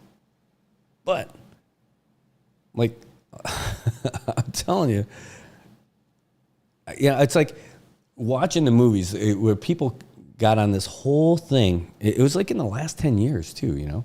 But I think it really, at least for me, that's when all that stuff started really accelerating, right? It is, I'm not exactly sure where to go with it or where to start to try to reel it back in the beginning. You know, the whole thing's like coming out of the 90s. Woo, so long ago. It's not like the 50s with chrome bumpers and all that kind of stuff. But yeah, dude, I mean, like, trust me, I know it. I'm like in the era of like the Rodney King stuff, right? Like I was alive then, and as an adult watching all that stuff unfold. I get that stuff. But at the same time, that was like a real rough inner city LA issue. And I know there were issues all over the place, but the general feeling for the folks that I interacted with on a regular basis is that it wasn't that like that everywhere. You know, like maybe I was spoiled because I was in the Army and I was in the infantry too, right? And so in the infantry, you're not getting your Harvard grads, maybe some officers or something like that. You might get some real creme de la cremes. But like, I was roommates with this guy from Mississippi. You know, I have friends from all over the place, from all the colors of the spectrum. You know, like I was friends with everybody. I served with folks from all over, you know, dated folks from all over. It was just like, it was not a thing. Like there was no, I mean, there were some folks from like Louisiana. I remember hearing one guy, you know, but like, and there was another guy who was just a real knucklehead too. There's like a couple of guys that I know that were just, they would hurl out a word or two, but a lot of that was because of the people they associated with when they were growing up, and they brought some of that stuff with them. But when you're serving with folks all the time, you get to know people pretty well too. Like, I mean, like, dude, I hung out with everybody. Like, I mean, hung out, had a few pops, you know, going to do public relations with girls in the community to spread the arminess along everywhere. Try to bring harmony to all races. It was great. Good times. Crazy times.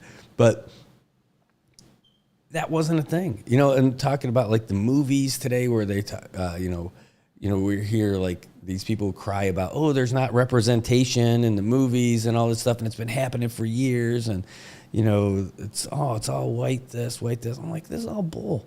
Because, you know, we were watching just for kicks. I had to finally show my kids Die Hard, right? I'm like, holy cow. Just if you want to talk about how terrible this stuff is, like you're talking about like with Hollywood, that there's no representation. I'm like, look at everybody in this movie. All these guys who are the good guys. There's people of both races, the good guys and the bad guys. The heroes have, you know, their anti-heroes, you name it. Like, it's all over the place. I'm like, that to me kind of encapsulated a little bit of how I felt the country was like, you know. You know, it was welcoming. Like, our neighborhood, we weren't growing up rich or anything like that. I lived in a middle-class neighborhood. And, you know, I think maybe I'm looking at it too fondly. Maybe it was like a lower middle-class neighborhood, right? We weren't living in a McMansion, as they call them in the States, but a real modest neighborhood. And, yeah, we only had, like, I know, in my neighborhood, we only had, like, one black family. And that was only for a limited time, too. It was only for a short time. I don't know what they ended up doing or where they ended up moving, but they were welcomed in our neighborhood as soon as they moved in. Like, we walked over, and my mom made some dinner for them and dropped it off. You know, it was the Shorts, Eugene Short and their family, right? I totally remember that. It was great. I remember specifically hearing from my parents, from my dad, and my dad grew up in the city with the Polish German town called Kaisertown in the city. It was all white folks, for sure. And on the other side of the bridge, oh, we heard that side. Oh, well, you don't go on that side of the bridge. That's for, you know, those other folks. And there were racial lines back in his day, for sure, right? But he said, look, you will never say this word. You will never say this about people. And you will never judge somebody based on the color of their skin. You would never do it. He didn't say it. He didn't do it. He wouldn't let us do it. He wouldn't allow us to do it. And he brought us up right. So that wasn't ever a thing. That's why it's so tough to have that forced narrative saying, no, it's always like this. Maybe from your perspective, but I'll tell you what, for people like, especially from out here we're, you know, we have a pretty good mix out here too, but we can't pretend to say that we know what's going on over there either. But I just feel like so much of it's forced on us a conversation that really doesn't need to happen, a conversation that really isn't like a narrative that isn't actually the truth. Because it's not really like this whole thing with Tyreek Hill. Watch this conversation too. As that stuff was happening with him, this is if you didn't see it, it's a wide receiver in the NFL. He got pulled over for speeding. The short story is he got pulled out of his car, put on the ground, put in handcuffs, and that was that. So everyone's like, oh, it wouldn't happen. It's he's a black guy and all this other stuff. I'm like, man, no, it's not. But for that one, just watching the video, and I've got it, I could show it to you. Just get your heart pumping though. But I got the full video, and I've seen it. It's two guys having a bad day. I can tell you that. It's two guys having a bad day. Police officer is a Latino guy. You can really hear it in his accent. And Tyreek Hill is a black guy driving the car. He gets pulled over for speeding, ticketed for speeding, reckless driving. But then he's giving some lip to the officer saying, hey, don't go knocking on my window. He's like, well, roll down your window. He's like, don't go knocking on my window. He's like, you need to do that. He's like, no. So they're having this argument. He's like, if you don't roll down your window, I'm going to pull you out of that car. And that's exactly what happened. So there was like a pissing contest between two guys. It had nothing to do with race. The guy is like multi-million dollars. He's worth tens of millions of dollars, if not hundreds. I don't know how he spends his money, but I know he's got plenty of contract money for sure. And that didn't happen because he's a black guy. And the guy who pulled him over didn't do it because he's a Latino guy. There's two guys in a situation. Well, they never get the fair shake. No, dude, they're out of context. And people, such a rush to judgment on that thing without actually seeing the whole video and seeing what happened. You see, first of all, Tyreek Hill was kind of a jerk to him. Tyreek Hill, just a real jerk to the cop. But I'll tell you what, the cop wasn't great either. He was not in this situation. He was absolutely not. He didn't walk over cool, calm, collected, and taking that situation. And that's what you need to be if you're a police officer. You absolutely need to be a police officer. You need to address all those situations like with a clean slate. That's why I can't be one. That's why I wouldn't be a good police officer, because I don't know how they do that. I don't know how they can be so great, the best of the cops, how they can come up so cool, calm, and collected. Like it's a blank slate with a new person every time. You can't bring all that other stuff that's happening in your life or other stuff that's happening with other cases with you all the time. Like this one walked into that. But why did we get into that part? It's because of that, just the whole incident. That didn't happen. The guy wasn't treated unfairly or roughly because of the color of his skin. Dude did himself no favors. When you get pulled over, your role is to do what the police officers are telling you. In that situation right there, right? Guy's asking for license, registration. The cop tells you to roll down your window. You roll down your window. That's it. You want to flex a little bit by saying, hey, don't go knocking on my window. Well, how do you think that's going to go? Not great. Other side is, though, if you're given an order from the officer to open your window, and he tells you that if you don't roll it down, he's going to pull you out of the car. He's going to pull you out of the car if you don't roll it down. Like, what do you expect is going to happen? Oh, Mr. Wide Receiver, whatever you say. Like, I can't believe it. Like, this guy must not be a Dolphins fan. Because if I was a police officer and I was pulling him over, I'd be like, oh, shit, Reek, I know you're on your way to the game, and I know you're running late, so we'll do this quick. But, man, just be careful. There's a lot of kids out here. All right, I got you. All right, like, I would think, I would be a fanboy probably for one of my players on my team, But they got into like a little pissing contest, and the thing is, you can't get in a pissing contest with an officer who's pulling you over. That's it.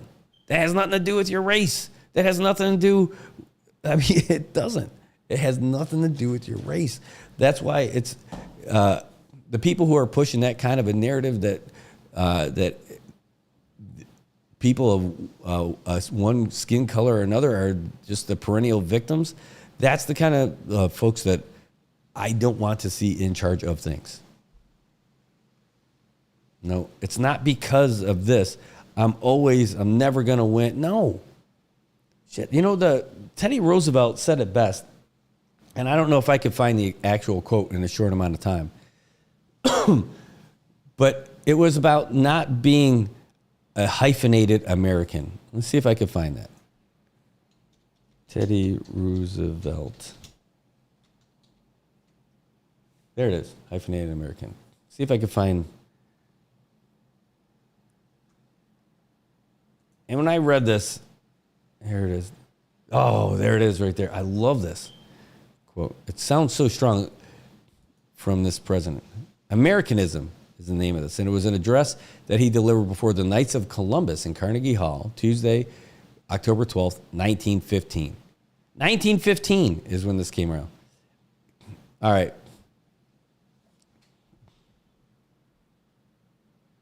I still don't want to have to read the whole thing, but maybe I will. Here's just one portion of this. And then this is from Teddy Roosevelt, 110 years ago? Can you believe it? What is true of creed is no less of nationality. There's no room in this country for hyphenated Americanism. When I refer to hyphenated Americans, I do not refer to naturalized citizens. Some of the very best Americans I have ever known were naturalized Americans, Americans born abroad. But a hyphenated American is not an American at all. This is just as true of the man who puts native before the hyphen as of the man who puts German or Irish or English or French before the hyphen. Americanism is a matter of the spirit and of the soul. Our allegiance must be purely to the United States. We must unsparingly condemn any man who holds any other allegiance. But if he is heartily and singly loyal to this republic, then no matter where he was born, he is just as good an American as anyone else. The one absolutely certain way of bringing this nation to ruin, of preventing all possibility of its continuing to be a nation at all, would be to permit it to become a tangle of squabbling nationalities, an intricate knot of German Americans, Irish Americans, English Americans, French Americans, Scandinavian Americans, or Italian Americans, each preserving its separate nationality, each at heart feeling more sympathy with Europeans of that nationality than with any other citizens of the American Republic. The men who do not become Americans and nothing else are hyphenated Americans, and there ought to be no room for them in this country. The man who calls himself an American citizen and who yet shows by his actions that he is primarily the citizen of a foreign land plays a thoroughly mischievous part in the life of our body politique. He has no place here, and the sooner he returns to the land for which he feels his real heart allegiance, the better it will be for every good American. There is no such thing as a hyphenated American who is a good American. The only man who is a good American is the man who is an American and nothing else. There's a lot more to this. But holy stuff, you know what I'm saying? Like, that's it. Like, that's one of the magic things about the United States and why people were flocking to it around the turn of the century. And it's sad that a lot of people did lose a bit of their culture. They were in such a hurry to become Americans that they lost a lot of that stuff. And so there was a little bit of a cultural revival felt by all kinds of folks. And in fact, we're kind of going through a little bit, at least the tail end of it, but at least there was a big revival of it here too. And I think that spirit that started around the turn of the century for things like that kind of muddled the development of the Marianas a little bit too, because it almost feels like a lot of people were trying to force that on folks. But that's not the thing that should be forced. That's something that should be embraced when you read that stuff, you know? That's what makes America great, is that it's made up of so many different cultures. When you see the Olympics, you're not seeing one singular background from the United States. You're seeing athletes of all cultural backgrounds. all shades of color. That's awesome. That's why those nationalization ceremonies are so awesome, because those are folks who actively want to be a part of this fabric. You know, that's it. And in the speeches that I've given, when I've been honored to speak at the nationalization ceremony, so that's one of the things that I've told them. I'm like, look, you are an American now, today. You don't have to put in some time before your voice is equal. It's equal now. Maybe I'll end up reading one of those speeches to you guys. But I mean, that's it.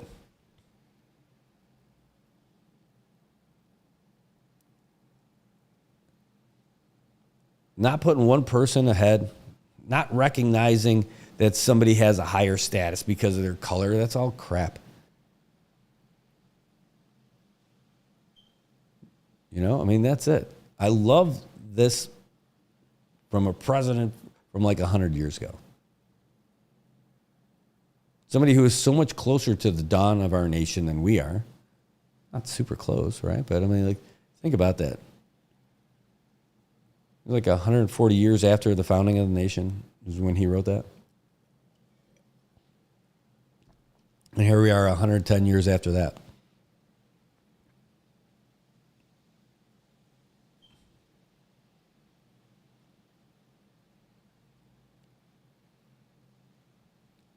What was that? For an American citizen to vote as a German American, an Irish American, or an English American is to be a traitor to American institutions and those hyphenated Americans who terrorize American politicians by threats of the foreign vote or engage in treason of the American Republic.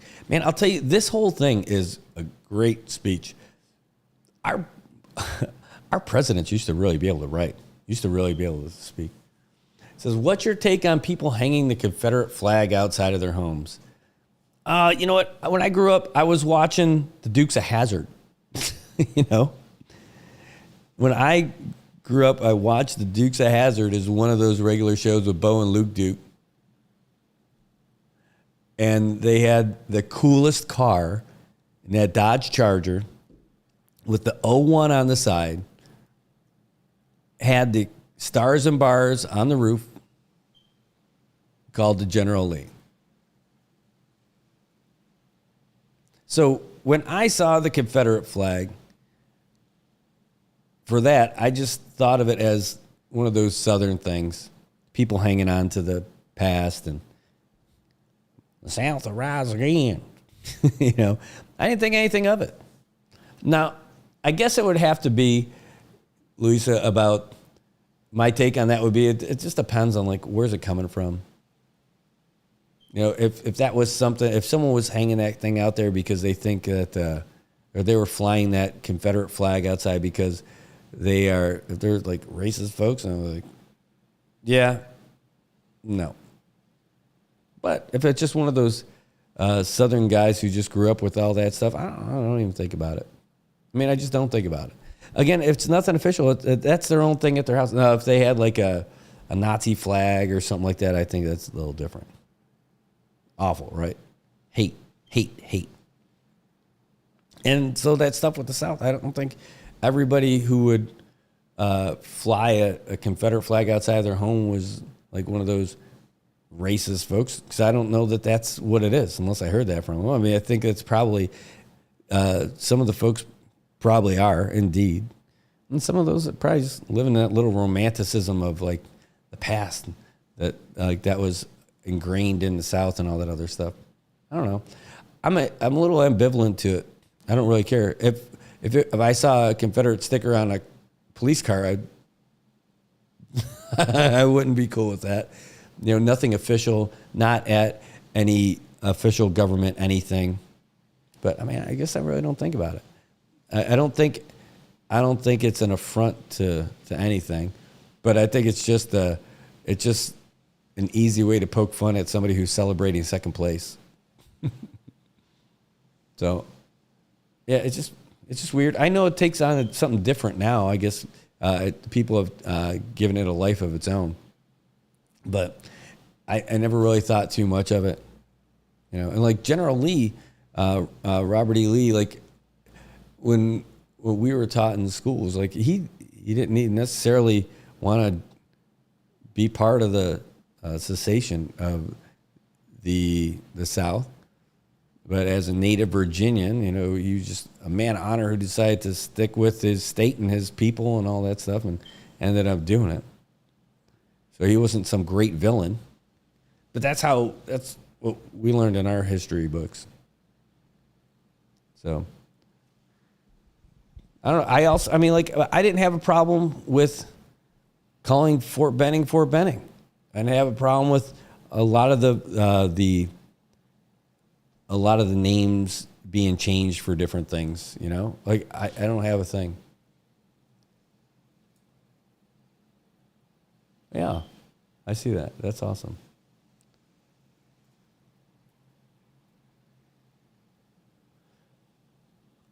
Yeah. So that's running away from us where we started. That's all going back to the presidential debate is what we started talking about. That's where all this stuff began. And healthy discussions.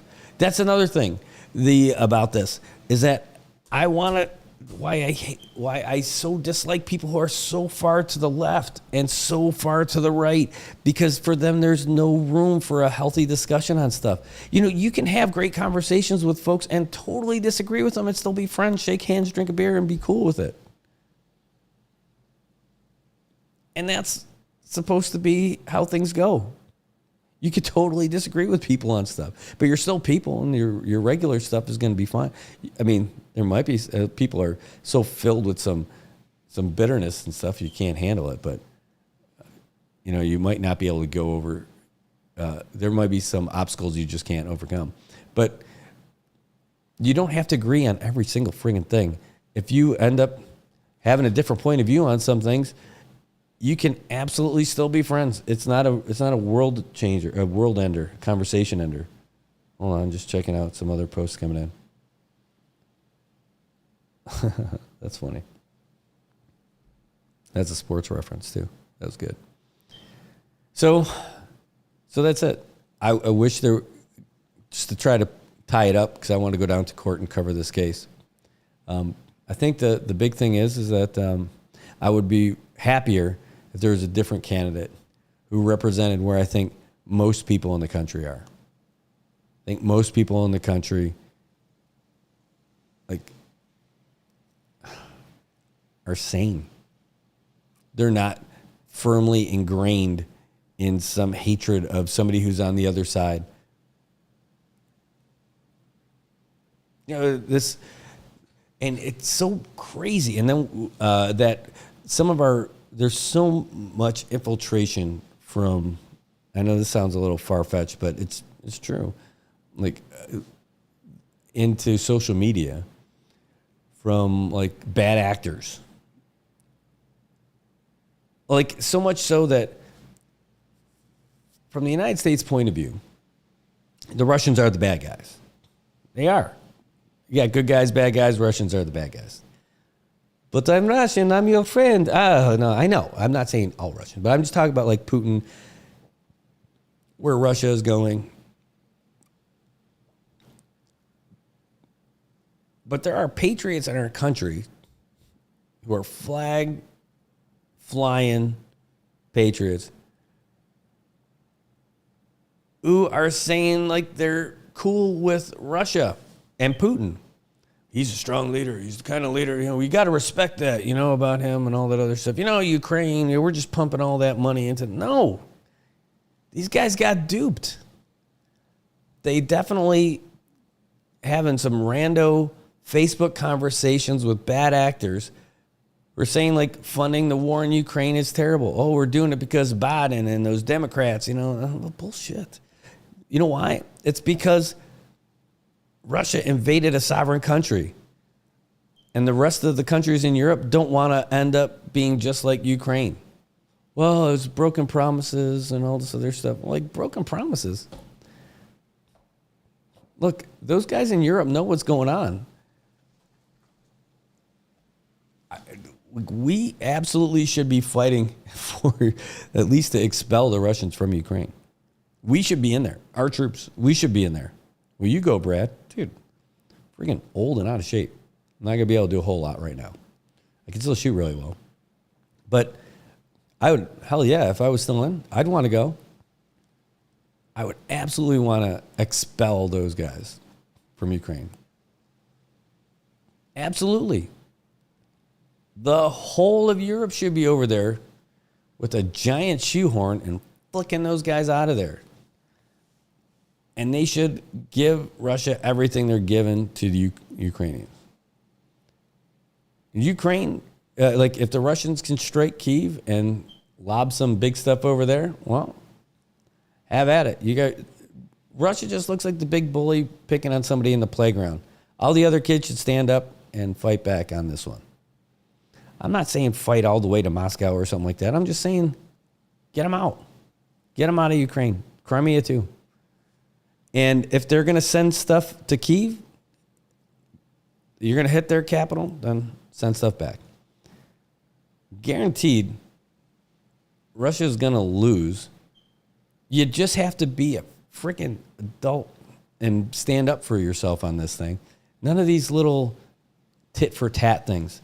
If they're coming at you with everything you got, go do the same thing to them.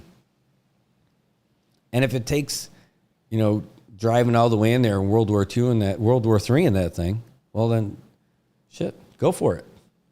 I don't like this half-ass stuff. You're either going for this or you're not. You can't say that you're supporting those guys and not doing anything. It's just so weak. You're just trying to keep it from becoming a bigger thing. And you're bleeding Russia, so that's fine. But, man, war stuff shouldn't be small. You're either all in or there's no reason to do it. That's why we lose soldiers for nothing, for some things. You're either all in for a cause you really believe in or you're not. You're either on the sidelines or everybody on your friggin' team's on the field.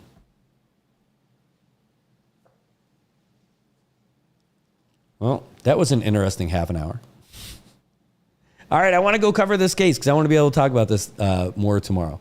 And, I know these things never start on time in court, so at least I got a head start. That's what we got for you today, guys. I want to say thanks to you guys for tuning in. Thanks for watching. Thanks for jumping in the conversation. And feel free to send us some messages, and you want to talk about this more later. I love this idea about grabbing some beers. Absolutely one of my favorite pastimes. So you guys have a great day today. We'll see you guys tomorrow. Before I go, though, I will get you guys the latest from the Associated Press because it's ready, believe it or not. It was ready like 10 minutes ago, and we're going to bring it to you now. So just sit back and enjoy the latest from the Associated Press. AP News, I'm Ben Thomas. Tonight's ABC News presidential debate will give Americans perhaps their most detailed look at a dramatically reshaped campaign. Kamala Harris and Donald Trump meeting for the first time face-to-face at 9 p.m. in Philadelphia. University of Michigan presidential debate expert Aaron Call on the stakes for Harris. Maybe a little higher for Harris in that she's not as defined, and she's had such a good rollout from July through picking the vice presidential candidate, the convention speech. She's won a lot of the news cycles. And so people are expecting a lot, especially if they don't know a lot about her going into it. An important night for Trump, too. This may be his last chance to change the narrative and the trajectory of the race. He obviously was doing much better in the national and battleground polling against President Biden, and now everything is tightened. House Speaker Mike Johnson is pressing ahead on a funding bill that contains a proof of citizenship mandate, despite dim prospects of its passage. Norman Hall has more. Minnesota House Republican Tom Emmer charges that Democrats favor illegal voting by migrants. Democrats would rather shut the government down than stop them from voting in federal elections. But research shows that voting by non-citizens is extremely rare. Senate Majority Leader Chuck Schumer says only a bipartisan measure without such proposals will pass. The House should stop wasting time on a CR proposal that cannot become law. Congress must pass some form of government funding legislation this month to avoid a partial shutdown starting in October. Norman Hall, Washington. The Census Bureau reports the median household income, adjusted for inflation, has rebounded to pre-pandemic levels. A federal appeals court has upheld a ruling that blocks Arizona from enforcing a law that bans transgender girls from playing on girls' school sports teams. And coastal residents in Louisiana are making last-minute preparations as Tropical Storm Francine approaches. It's expected to reach hurricane status and make landfall tomorrow afternoon. This is AP News. The NCAA women's basketball champs South Carolina honored at the White House. South Carolina went 38-0 after losing all 5 starters from the 2023 team. Doubt's all over about contending for the title this year. But for the record, and this is God's truth, I picked you to win. Coach Don Staley has won 3 championships at South Carolina. This was their first visit to the White House. I feel like this is a teachable moment for my team. Not so long ago, the Confederate flag was taken down from the South Carolina state capitol. A symbol that represented division and exclusion. That moment wasn't just about a symbol being removed. It was about people coming together, uniting for a shared vision of progress, justice, and equality. The president joked South Carolina office holders may have some fierce competition if Staley were to run for office. Ed Donahue, Washington. And I'm Ben Thomas, AP News. Thanks for listening. Good morning, Marianas. So many things we gotta discuss. Happy day, Tirawami greetings. To Rhoda, Guam, Sabin, and Tinian. For all your island news. From a beautiful place with Pacific views, it's always so much fun on Good Morning Marianas.